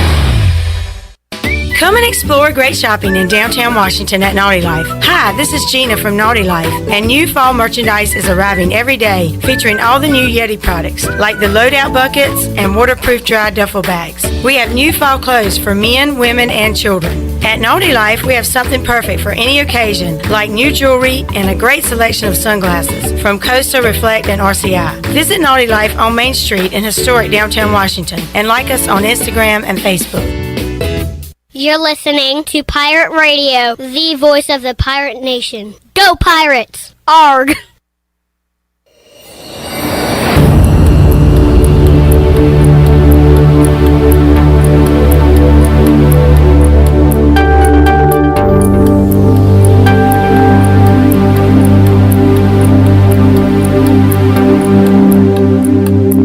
You're listening to Hour 3 of Pirate Radio Live. This hour of PRL is brought to you by Bud Light, reminding pirate fans to stay in the game and drink responsibly. Bud Light, the official beer of the ECU Pirates, and proudly distributed by Carolina Eagle Distributing since 1989. Now, back to the show. All right, taking a look at your stock market report for today. The Dow was down 68 points at 35,031. The NASDAQ was down 87 at 15,286. And the S&P was down 5 at 4,514. That's your Wells Fargo Advisors financial report. For a personal look into investing, call Wells Fargo Advisors today at 756-6900 in Greenville. Wells Fargo Advisors, LLC, member SIPC. And taking a look at your Bucks scoreboard, this game just ended. Mariners beat the Astros 8-5. The Giants are trailing the Rockies in the top of the 8th inning 4-3. And the Diamondbacks are trailing the Texas Rangers right now 5-3 at the end of the 6th inning. And that is a look at your scoreboard, brought to you by the Buccaneer Music Hall. It's your beacon of music in the land of the Pirates in ENC. They are open from noon until 2 a.m. with live music every night. And now during football season, they have food trucks during the day. Follow the Buck on Facebook and Instagram for the updated schedule of the Buccaneer Music Hall. See ya at the Buck. Da Buck. Da Buck. All right, let's go ahead and put this one on the Buccaneer Music Hall scoreboard. What will the score be Saturday between the Pirates and the Gamecocks? Bryce Williams. But we got a good atmosphere, I'm thinking. Dottie Ficklin. We'll be rocking. Yeah, should be rocking. Some of these guys haven't played in a stadium yet, so maybe they'll just be on fire. I think we learned from last week. I think we should be having a sharp practice this week. Scored 19. So late. I'm going. Of course, ECU. I think we'll score some points. I think we got it in this. I'm going 33 ECU. And 26 South Carolina. I like that. Pirates win it by 7. I think so. I think as defense is gonna step up, hold them to field goals, and that offense should make some plays. 2 touchdowns and 4 field goals for the Gamecocks. That's a lot of field goals, but I just think about. So but hey, bend but don't break. That's right. That's what we'll do. That's right. Bryce, enjoyed it, man. Yes, thank y'all. I did too. We'll talk to you next week. Alrighty. Chandler, Shirley, see you fine folks Thursday, 3 o'clock for an all-new edition of Pirate Radio Live. So long, everybody. Thanks for listening to Pirate Radio Live, an exclusive presentation of the voice of the Pirate Nation.